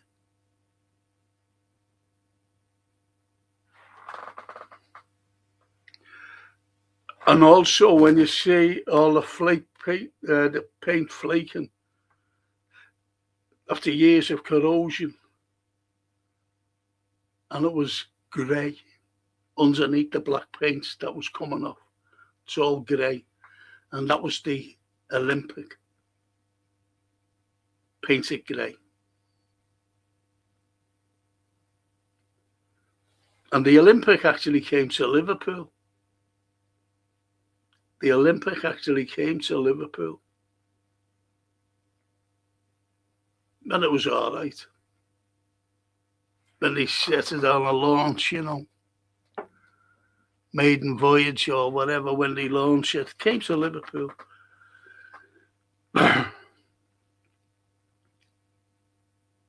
proper Olympic that went down in the middle of the Atlantic as the Titanic.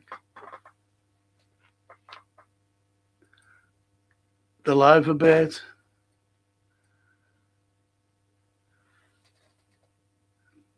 To little Johnny. Hope you're feeling better soon. Lovely. Oh, not lovely. That's nice, that. That's nice, that liver bed. To little Johnny. She's only tiny. Very interesting what, says Jane O'Keefe. Thank you, Jane O'Keefe. And Mr. B. Good evening, Frank and fellow chatters. Hello, Mr. B. Oh, you've missed everything tonight, Mr. B.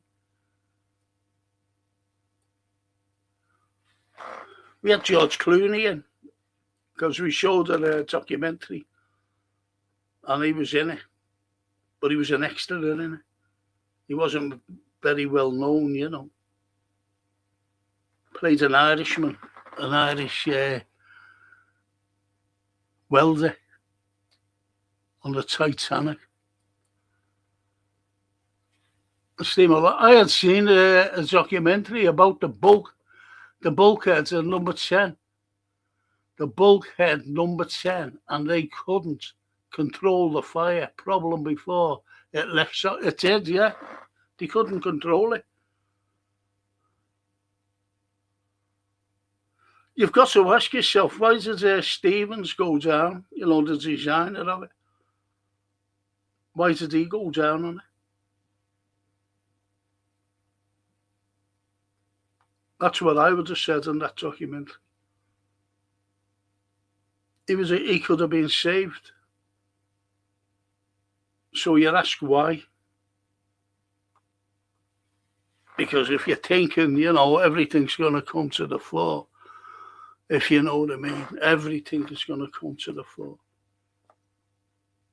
Everything. And he could have gone to jail in those days for a very long time. But he didn't realise about the cover-up. What would happen? Well, we're waiting for Frank. Thanks, says Barry. Thank you, Barry.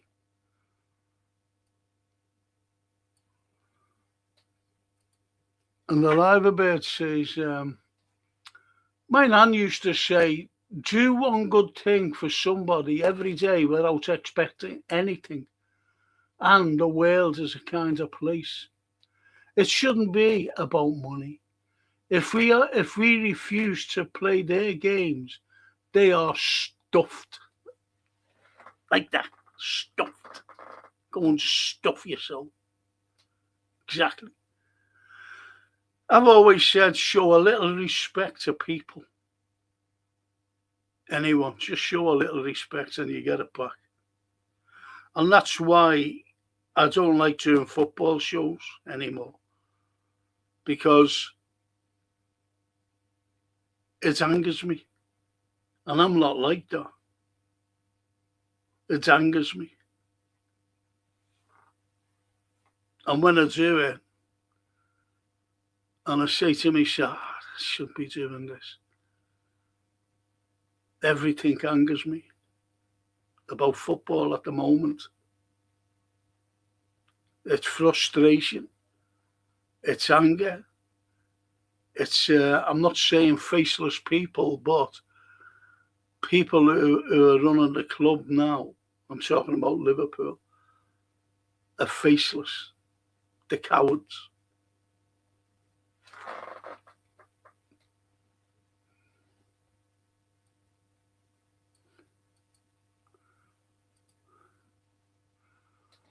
And Ali, I know how corrupt Romania is since 1990. Was hell here. All the criminals did whatever they wanted, politicians as well. And Ukraine was always near one most corrupt, was the most corrupt country in Europe. We were second.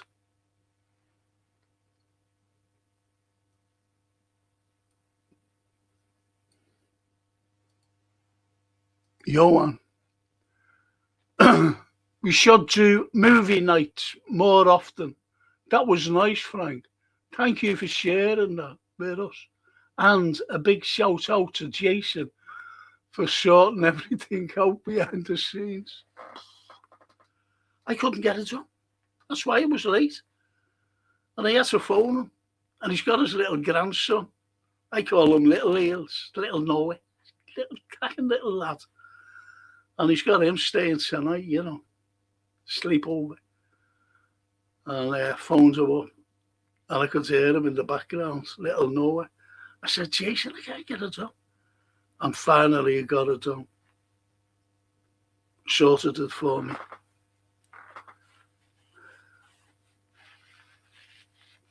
And every time I do a thing like that, I call him, I'm a genius. It's only pressing a couple of buttons. I'm a genius.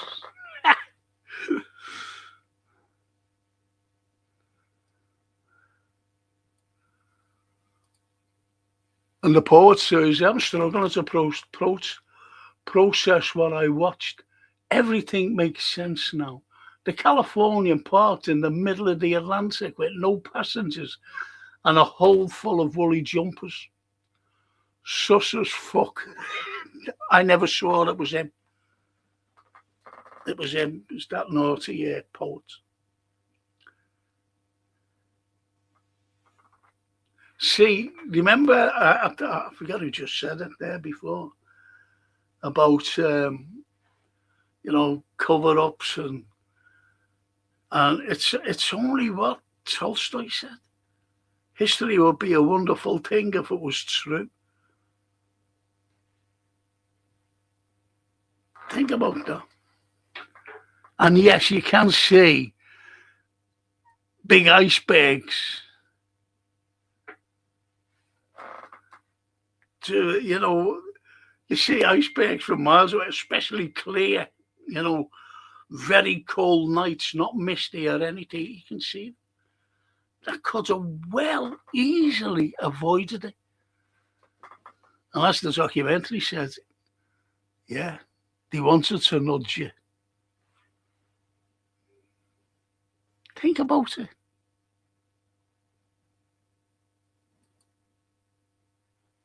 And Johan, fuck it, we'll do it live. Actually, it worked. Yeah.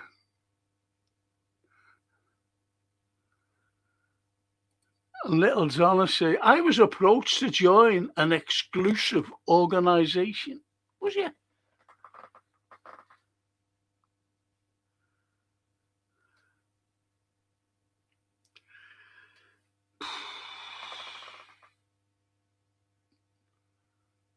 I'm not going to ask you what though, Donna, little Donna. And the poet says, I've just mentioned that, Frank. Great minds, says the poet.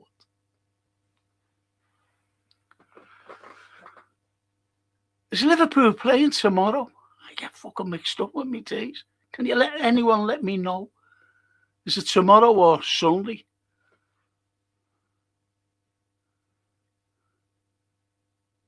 I've got to let Jason know, you see.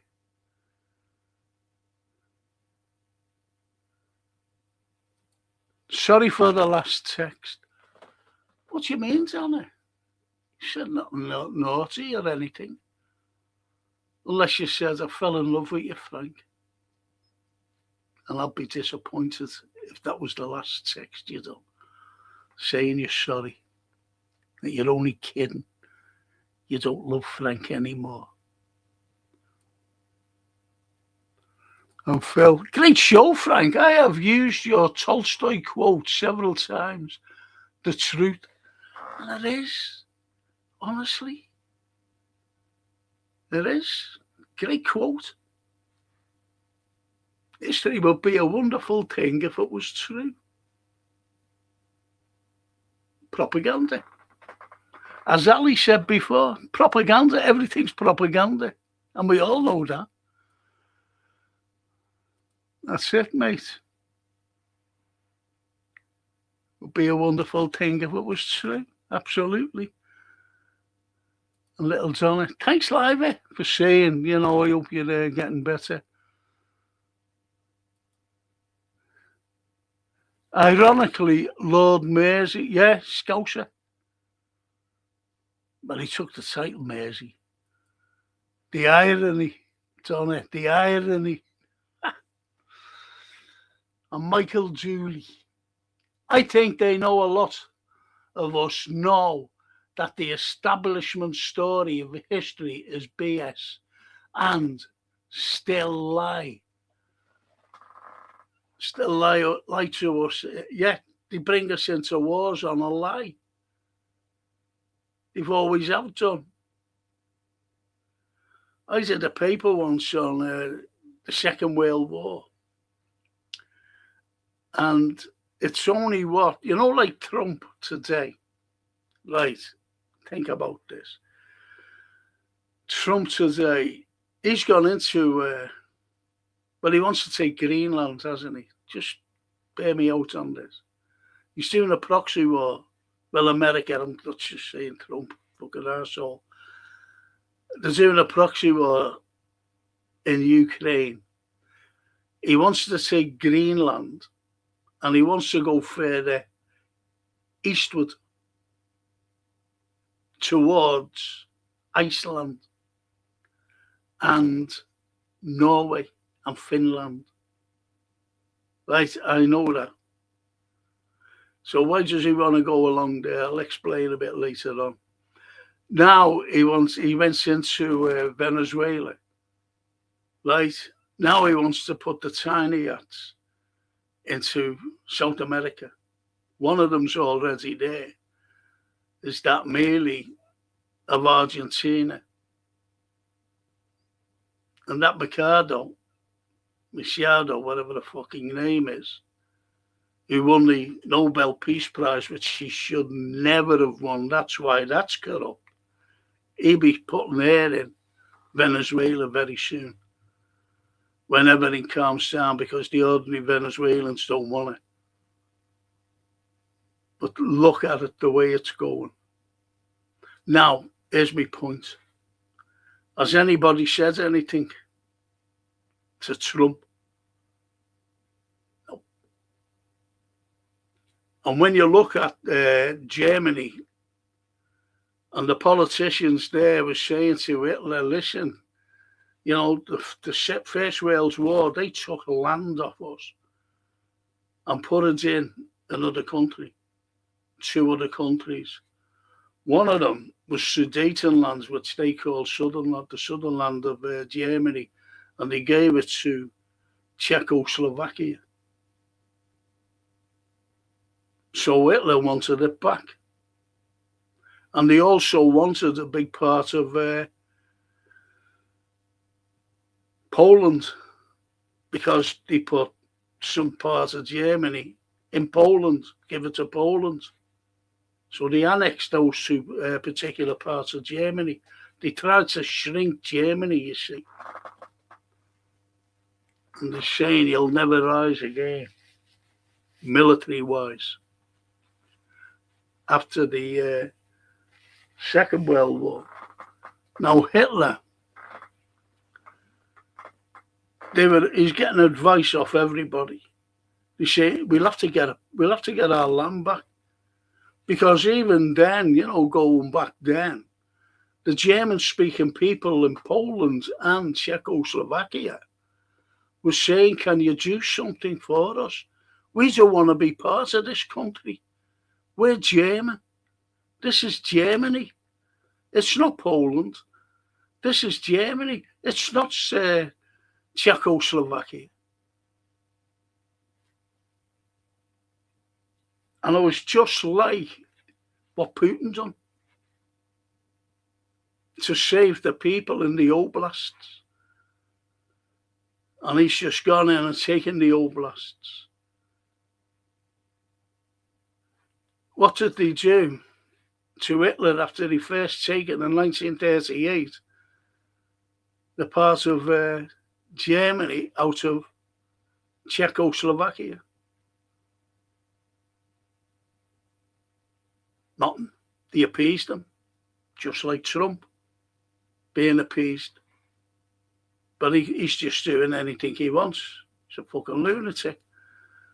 Then they went into Poland. Now, what affiliations did Poland have with this country? There was no NATO then. There was no affiliation. So what did they do?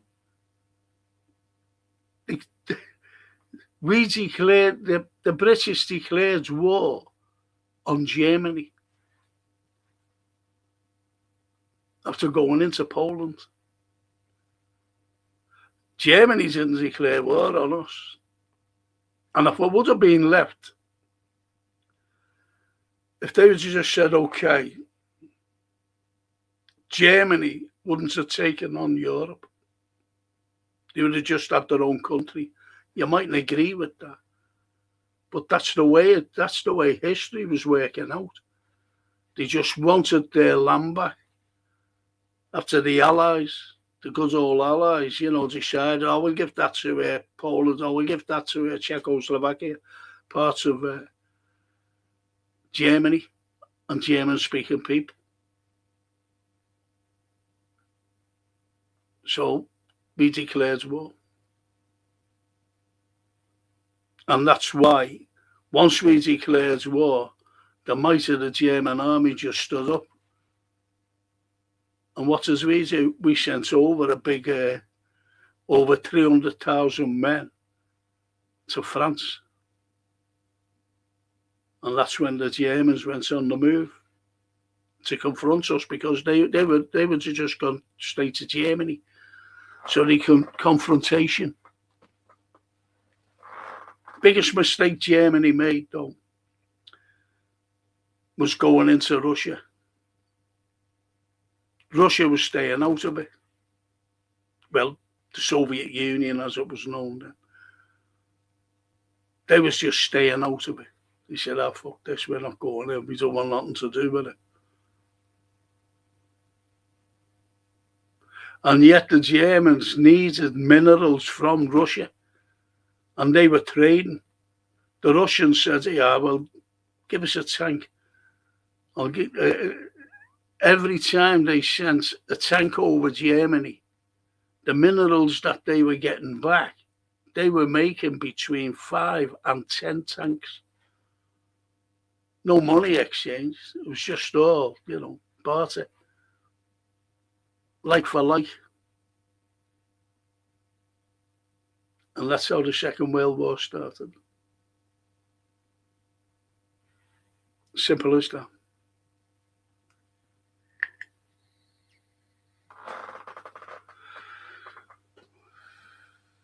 So wars are money machines.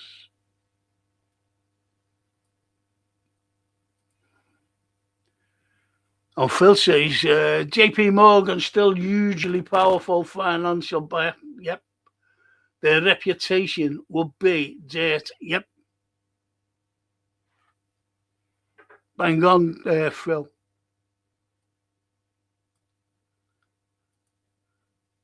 Like a turkey, says the AC Rocket. Pay for that.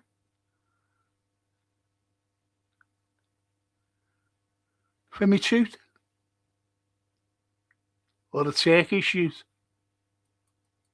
If that's what you mean. Lacey. Deliver. You have to wonder if Smith, had such a bad track record, why they kept giving him the job. He was having accidents all over the place.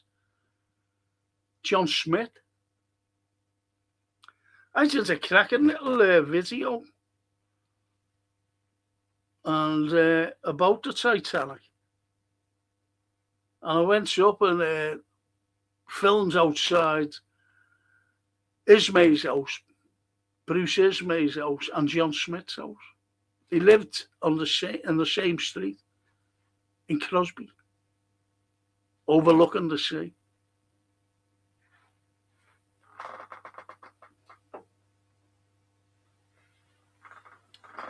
But it was more about, I didn't mention about the Titanic and cover up and whatever. But it was more about buildings. And I mentioned about the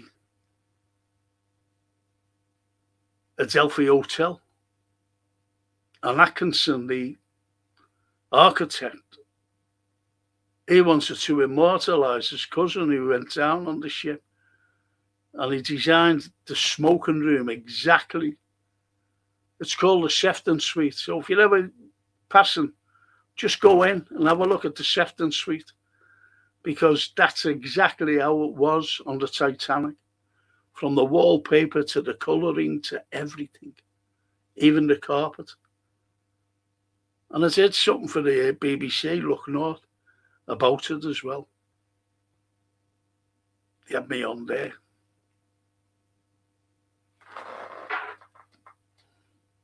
I didn't swear though.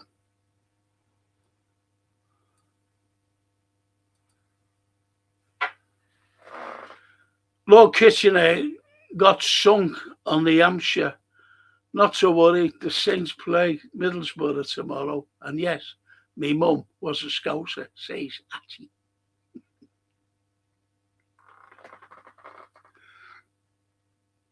But you're right about Kitchener.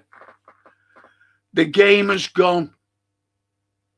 What game, Lacey? What game? What are you on about? Suppose Lacey's gone now.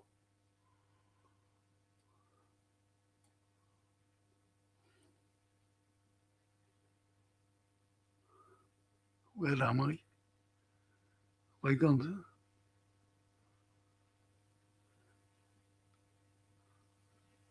Oh, okay, now where am I? Oh, fuck. Gee, I'm sorry here, boys. I don't know where I am. Right. Steve Mulholland's big cover-up of the Ukrainian rent boys and stabbing in Golders. Yeah, that was shocking, that wasn't it? But did you... Are you talking about that Muslim lad who was stabbed? That was fucking shocking, that. Slashed. He wasn't a lad, he was a married man. And yet there was no media on it. but there was more media on. I don't believe in violence, no matter what. And he was two Jewish blokes, wasn't it? He was stabbed, but the Muslim lads wasn't even fucking mentioned, which is terrible. And Gaza's not even mentioned, which is worse.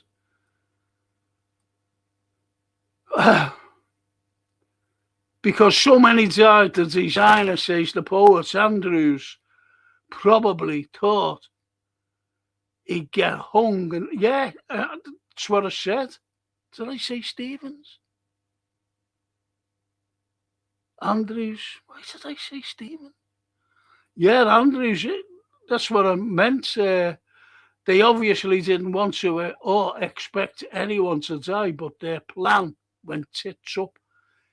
Yes. Good shout, that, poets.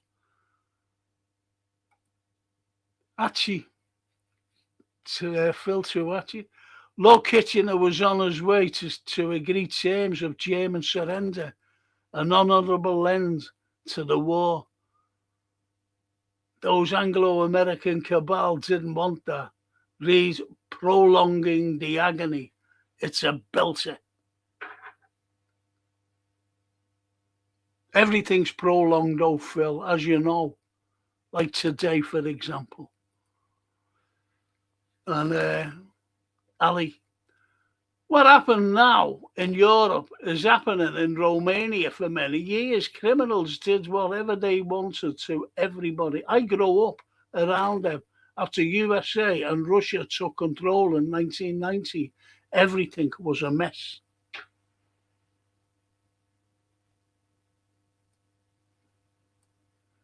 And Johan, the match tomorrow, 12:30. Fucking hell. I'm getting my haircuts up on it. My haircuts. I'll be doing a watch along though anyway. The poets, 12:30, thank you. And thank you, Johan. And you, poet. Tomorrow, thanks, Sally. Our lovely little Donna. Been brilliant tonight, Frank, and chatters. Donna. Thank you, sweetheart. Donna. You already know I love you, Frank. Thank you, Donna. And I love you too. Yes. Little Frank loves little Johnny. And a Liva Bears. We're playing tomorrow at 12:30 kickoff. Thank you, Liva. Mille grazie. Ali. Remember, there is only one big country without American bank leading the things, North Korea. Well, that's a hard rock. I can't see them jump on Kim Jong-un. He will not be bought by Soros. No.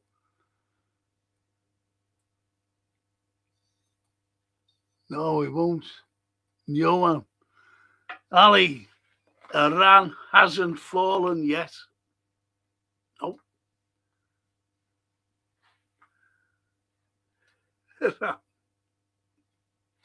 Love it. Love it. I've got to send a text to Dad. Excuse me. I've got to send this to Jason.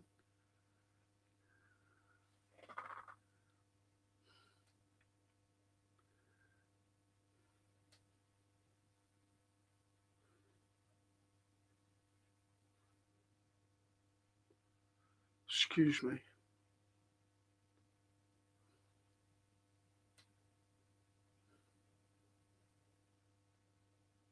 Oh, for fuck's sake.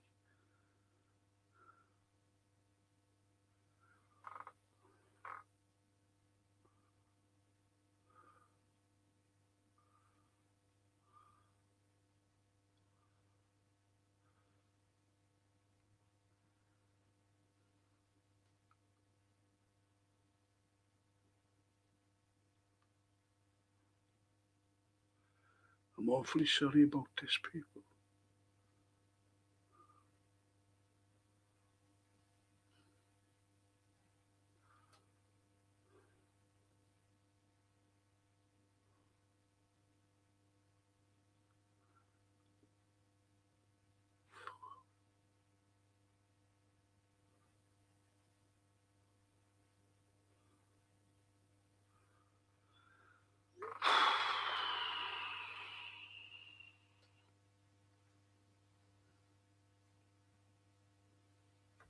So I had to send that, or I wouldn't be having a watch along tomorrow.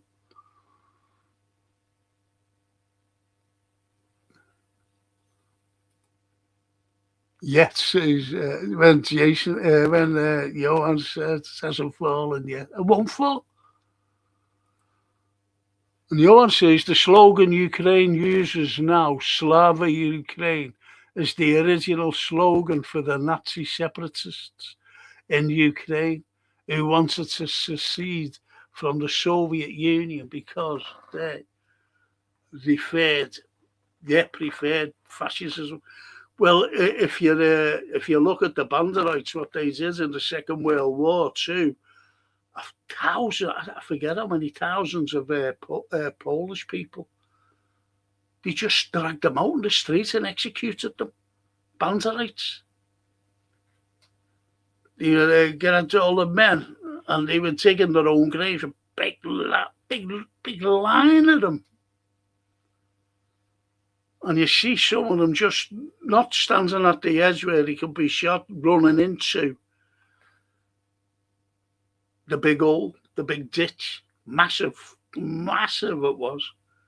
All ran into it and had to stand there while they'd be shot. Already in.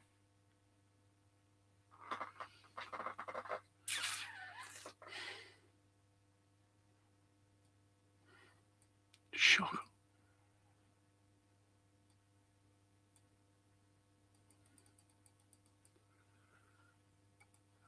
And Phil says, Frank, very few people ask who financed Hitler. The American bankers.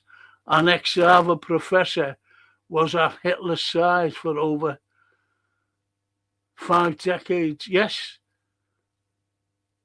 the professor specialised in how to speak publicly to influence people. Thing is, as well, what you've got to understand about the Operation Paperclip, when they brought the Nazis out.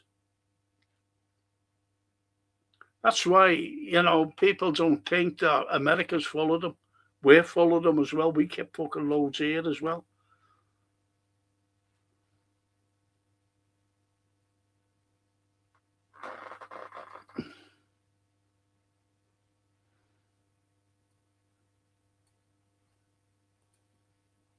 Phil again, the bankers wanted to destroy Russia. That worked out well. Not. Well, they've always wanted to destroy Russia. Always. That's even the French. You know the Crimean War, 1854, when we went in Crimea to destroy Russia. Well, you just say, oh, the British, it wasn't just the British. It was the French. The French and the British were fighting alongside one another, along with the Ottomans, the Ottoman Empire. Those Turks, they were fighting them.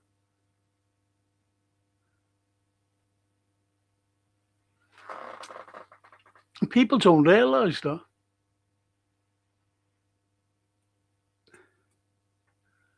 Johan, Phil, they literally installed Werner von Braun, a Nazi, as the head of their space program.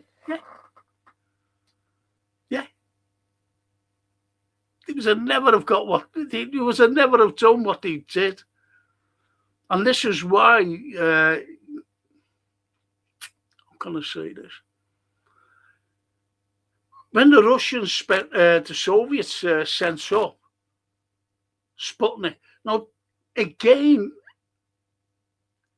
Russia was always sanctioned. sanctioned right through, especially after the red and white armies, fighting. And the red armies defeated the white army. And who's the white army? The Americans and the British. Defeated them. And they sanctioned them from then on. The Russians. The Americans sanctions, and we, and us. Point is as well, when you look at the scientists and the engineering, Russia was way out in front. The space race. They sent a Sputnik up. Then they sent Yuri Gagarin up. Didn't they? The first lady ever to go up into space was Valentina Tereshkova. So they were jealous of her. And what did they do? They built a space station, the Russians. Built it. Look, a big thing. And the Americans can't do it. The Americans cannot do it. So what? So the Americans, the Russians allow the astronauts, American astronauts, to go to there and to float around for a few weeks. They allow them to go to and use their space space station. Marvelous, isn't it? And yet these people were sanctioned. But they've always got back. And do you ever remember when the wall came down and they all went in? Even British Telecom went in. Yeah, we'll do all that for you, And he says, yeah, okay. But they were fucking spying. Obviously, they was tapping everywhere when they was putting us in so they can listen in. The British. And the first thing, what's it the first thing America did? They opened up a McDonald's. But it was good the way they did it because they did it that cheap that the Russians were made up. They were getting an hamburger, dead cheap. Dead cheap. And Coca-Cola. It's great, isn't it, America?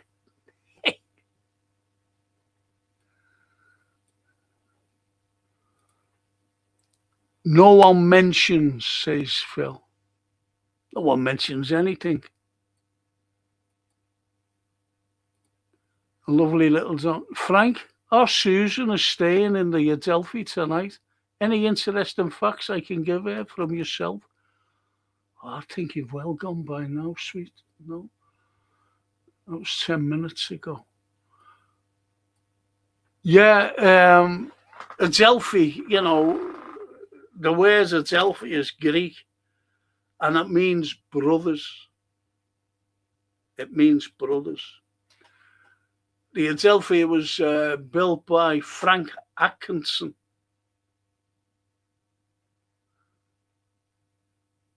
This is from the original. I've got the. This is from the original Adelphi. And this is the original Adelphi where Charles Dickens stayed. Look at that. Just around the corner. Charles Dickens stayed there. Beautiful. He said it was the best hotel in the world. How's that, eh? Brilliant.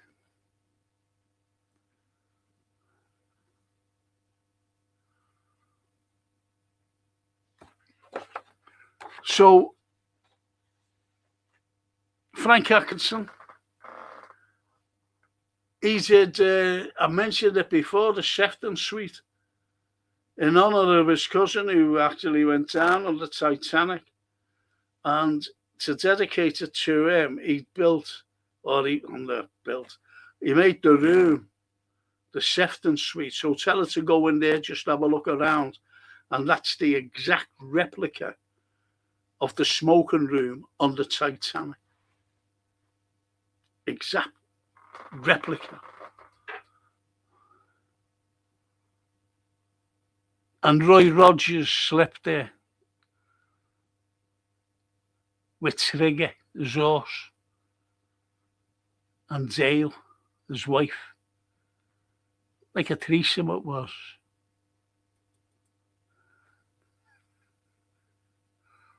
The yes fella. Oh yeah.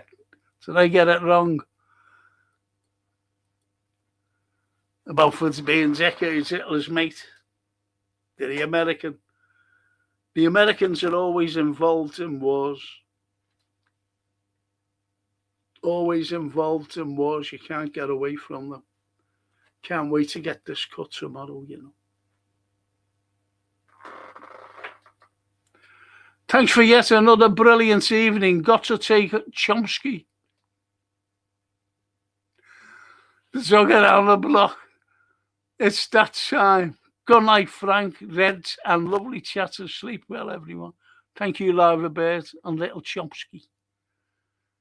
Chomsky. Gnome Chomsky.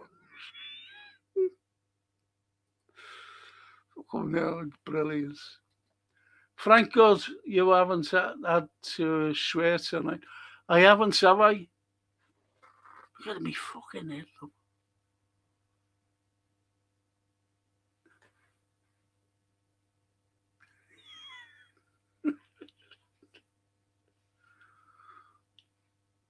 Be gone this tomorrow. They all dead.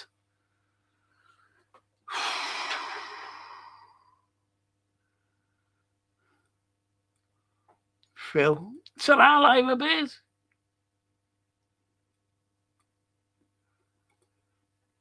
And Michael says, getting off topic, what do you think about the UFO phenomena scene as you have a picture in the background?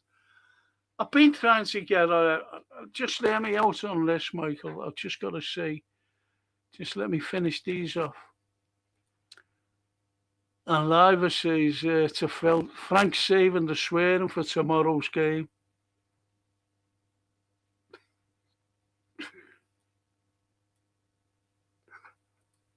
And Phil, Frank, I'm not too keen on Diary of a CEO guy. Guy loves himself. The guy loves himself, but he has a great guest on, Professor Yang. World War III has already begun. Brilliant explanation of current wars. Of course it is. Everybody's involved. Even the Australians are involved. So that, you know, that's the southern hemisphere, besides the northern hemisphere. America using the proxy, they've got Ukrainian fucking uniforms on. You've also got NATO with Ukrainian uniforms on. Don't forget, nearly 2 million Ukrainian soldiers have been killed. 2 million? 1.9 million. Where did they all come from?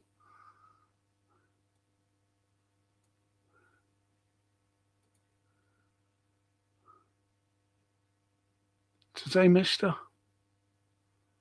Oh, seemed to miss one. Oh, for fuck's sake. Oh, right, yeah.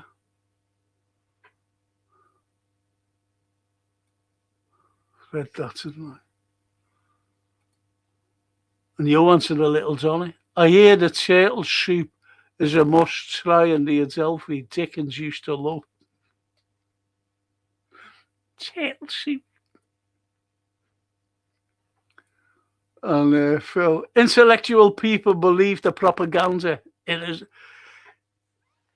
They don't though. They're part of it, Phil. They're part of it.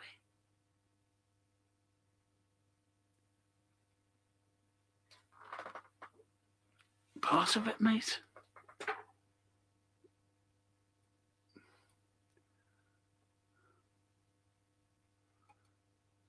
And Johan Gorbachev was in a Pizza Hut. Was he? I didn't know that. I didn't know that. Gorby. Gorbachev. Yeah, he was had, though, wasn't he? He was had. Then that fool Yeltsin took him up. But he was a puppet, Yeltsin, money. Can't do it now, though. No puppetry in the West there, in Russia. I saw a video where Obama, who gave medals to all the Epstein list back in 2018. I wonder how much Ukrainian war left if Zelensky wasn't a Jew. Probably 2 months. They're all Jews. That Ermak was a Jew. And where's he? He's in Israel. I think Epstein's in Israel as well. I'll get back to Michael Dooley in a moment.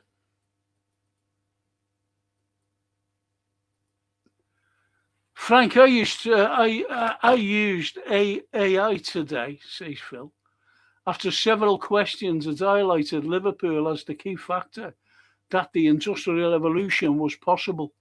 If it was London, it would be taught in schools. Do you know, we were the very first city. We started the revolution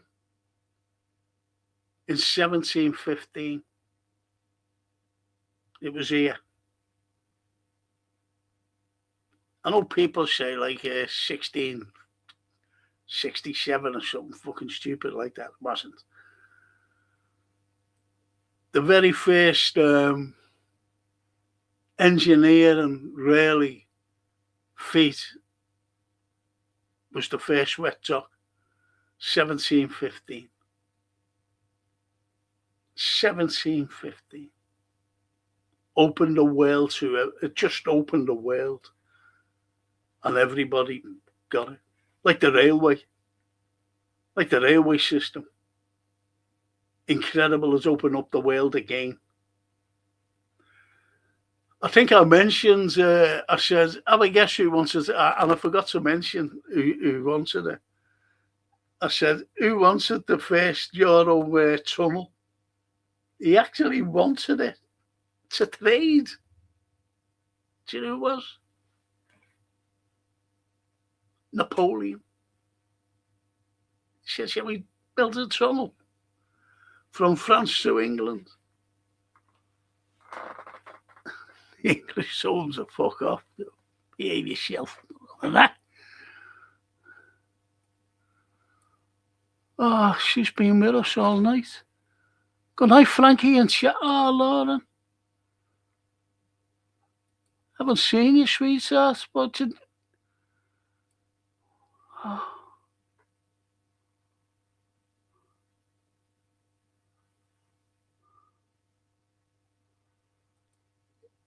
Frank, you're spot on.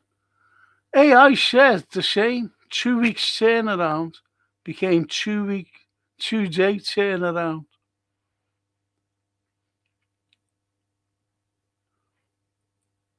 Thanks, Phil.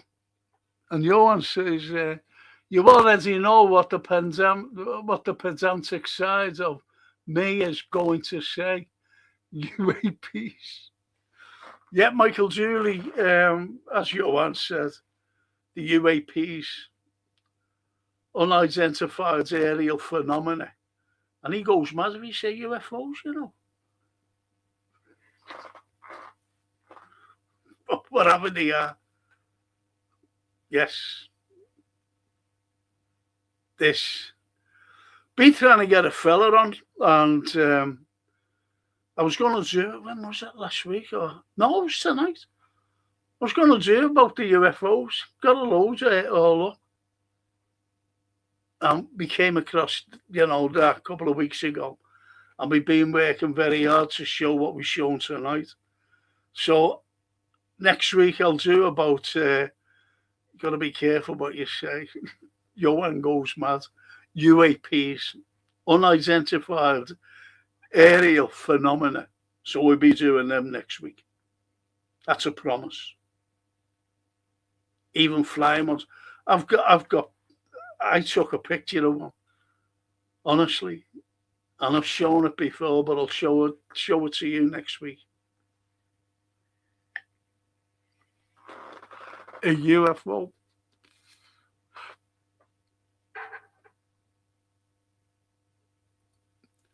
Frankie, you're the only person, well, sort of, in brackets, that has seen a UAP.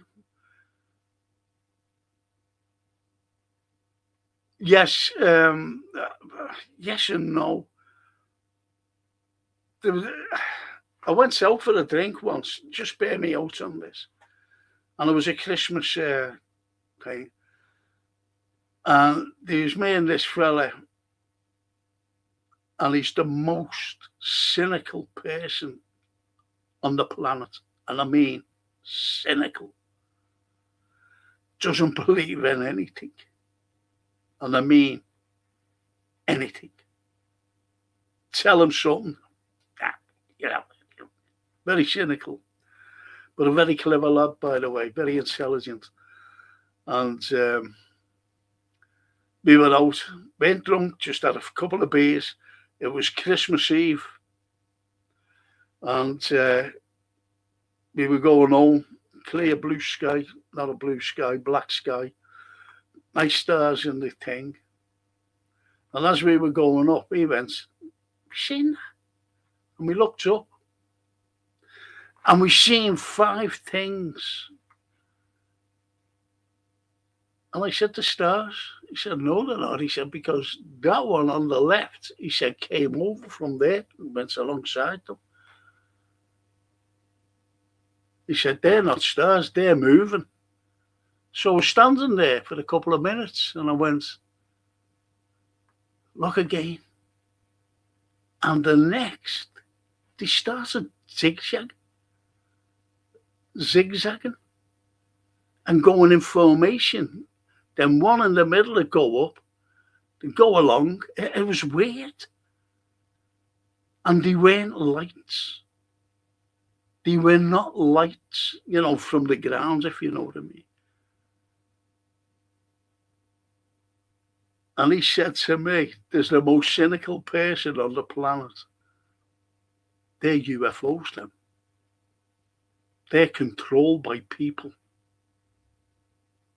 That's the most cynical person I've ever known in my life. And another time in France, and I mentioned it loads of times, when we were actually looking down, we were on our way. This is in the Dordogne district. We were on our way to Perpignan, which we went every year, me and a few lads, and they were foreigners. One was, one lad was from very posh though. Well, he's from Newcastle, but posh, very posh. Hello, one of them fellas. The other fellow was Christian Kirkheimer from Essen in Germany. The other fellow was a billionaire. We didn't know at the time. He was the heir to billions. And his name was Gilles Lefaux. From Paris, he was Parisian. And this other lad's friend can never pronounce his second name. He had a mad name, like Caravicciale, can never pronounce his name. But he had this name, not a Swedish name. And we used to go down and we seen this thing. We stopped and we thought that it was an accident because people, not loads, but people who were, cars, couple of camper vans, funny enough, and a couple of people who were pulling caravans. And we were actually looking down. We thought something went over, rolled over, and because it was like a valley or a dale, more a dale than a valley. And we were looking at this huge fucking thing, metal grey, no wings, no nothing, huge, round like this, as round as that. And we stood there for about 6 minutes don't know how long those people were there, but they seemed to be there for a long time before us. Because as we were going, we seen them, and that's how we thought it was an accident. They'd be just standing out. And what got us, not at the time, when we seen it, and I went from there to there into a clear blue sky,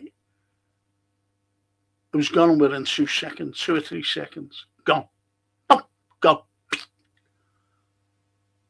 Straight up. Boom.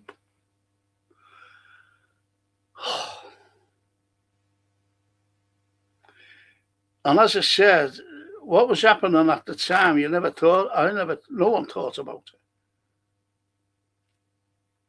When we were looking at this and we got back into the car and those other people, no one was saying a word. No one was saying, look at that, or anything. No one.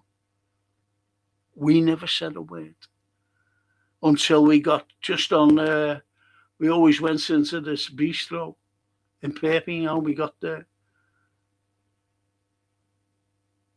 And the barman, well, he wasn't a barman, he owned the place. He said, messieurs, welcome. And we got, it's just asked for beers. And it was this Chris fella who opens his mouth first. And he said, 5 beers, please. And that was the time. We never said a word going down. Not one word, which was strange. No one said a word. Until we were sitting there then. And this Chris fella, this lad from Middlesbrough, very posh, he said, gentlemen, we are truly now into the space age. Never forget that, what he said. We are truly now into the space age, what we experienced. That's it.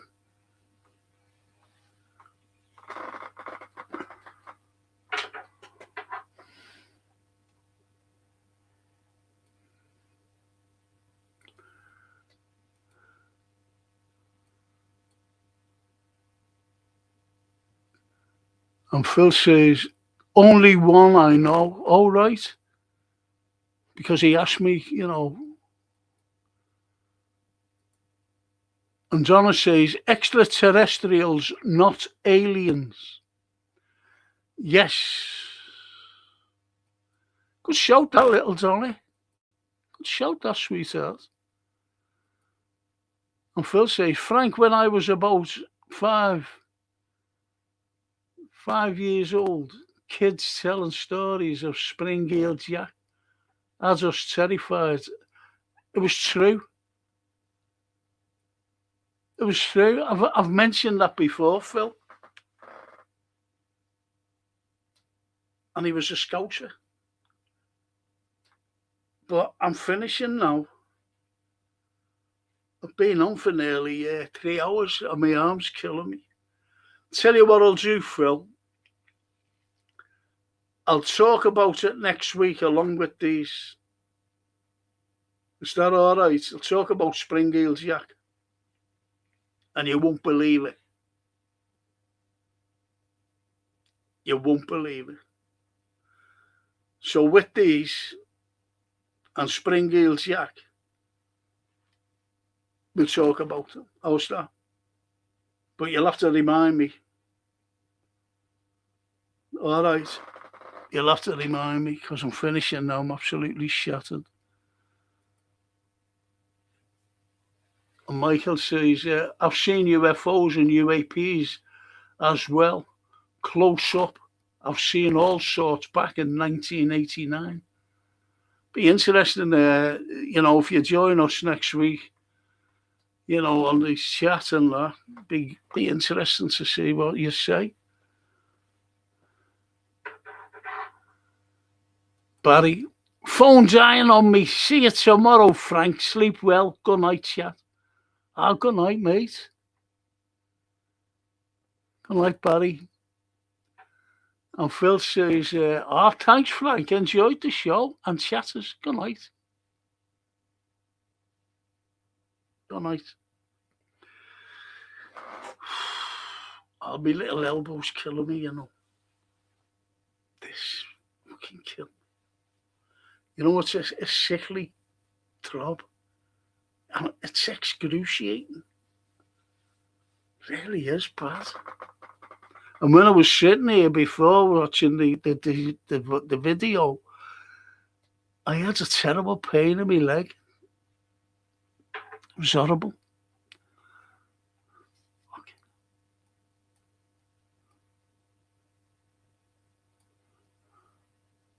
Phil, ta-ra, Barry.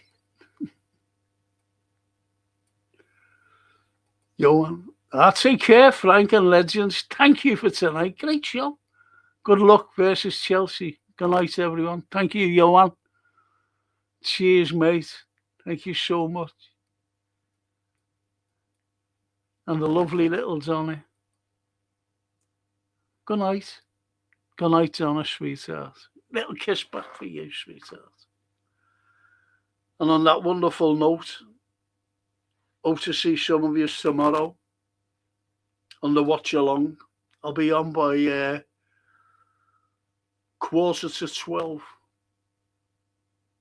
11:45.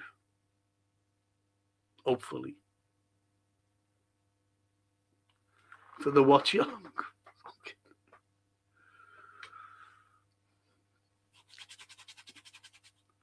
Unless you get banned. You're overshowing that tonight. You mightn't see me at all. You might see me in the echo.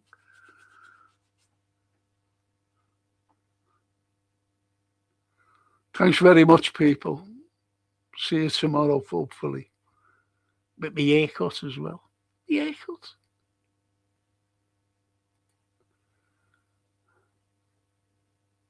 Good night, everyone. Thank you for joining me tonight. Thank you so much. Ciao.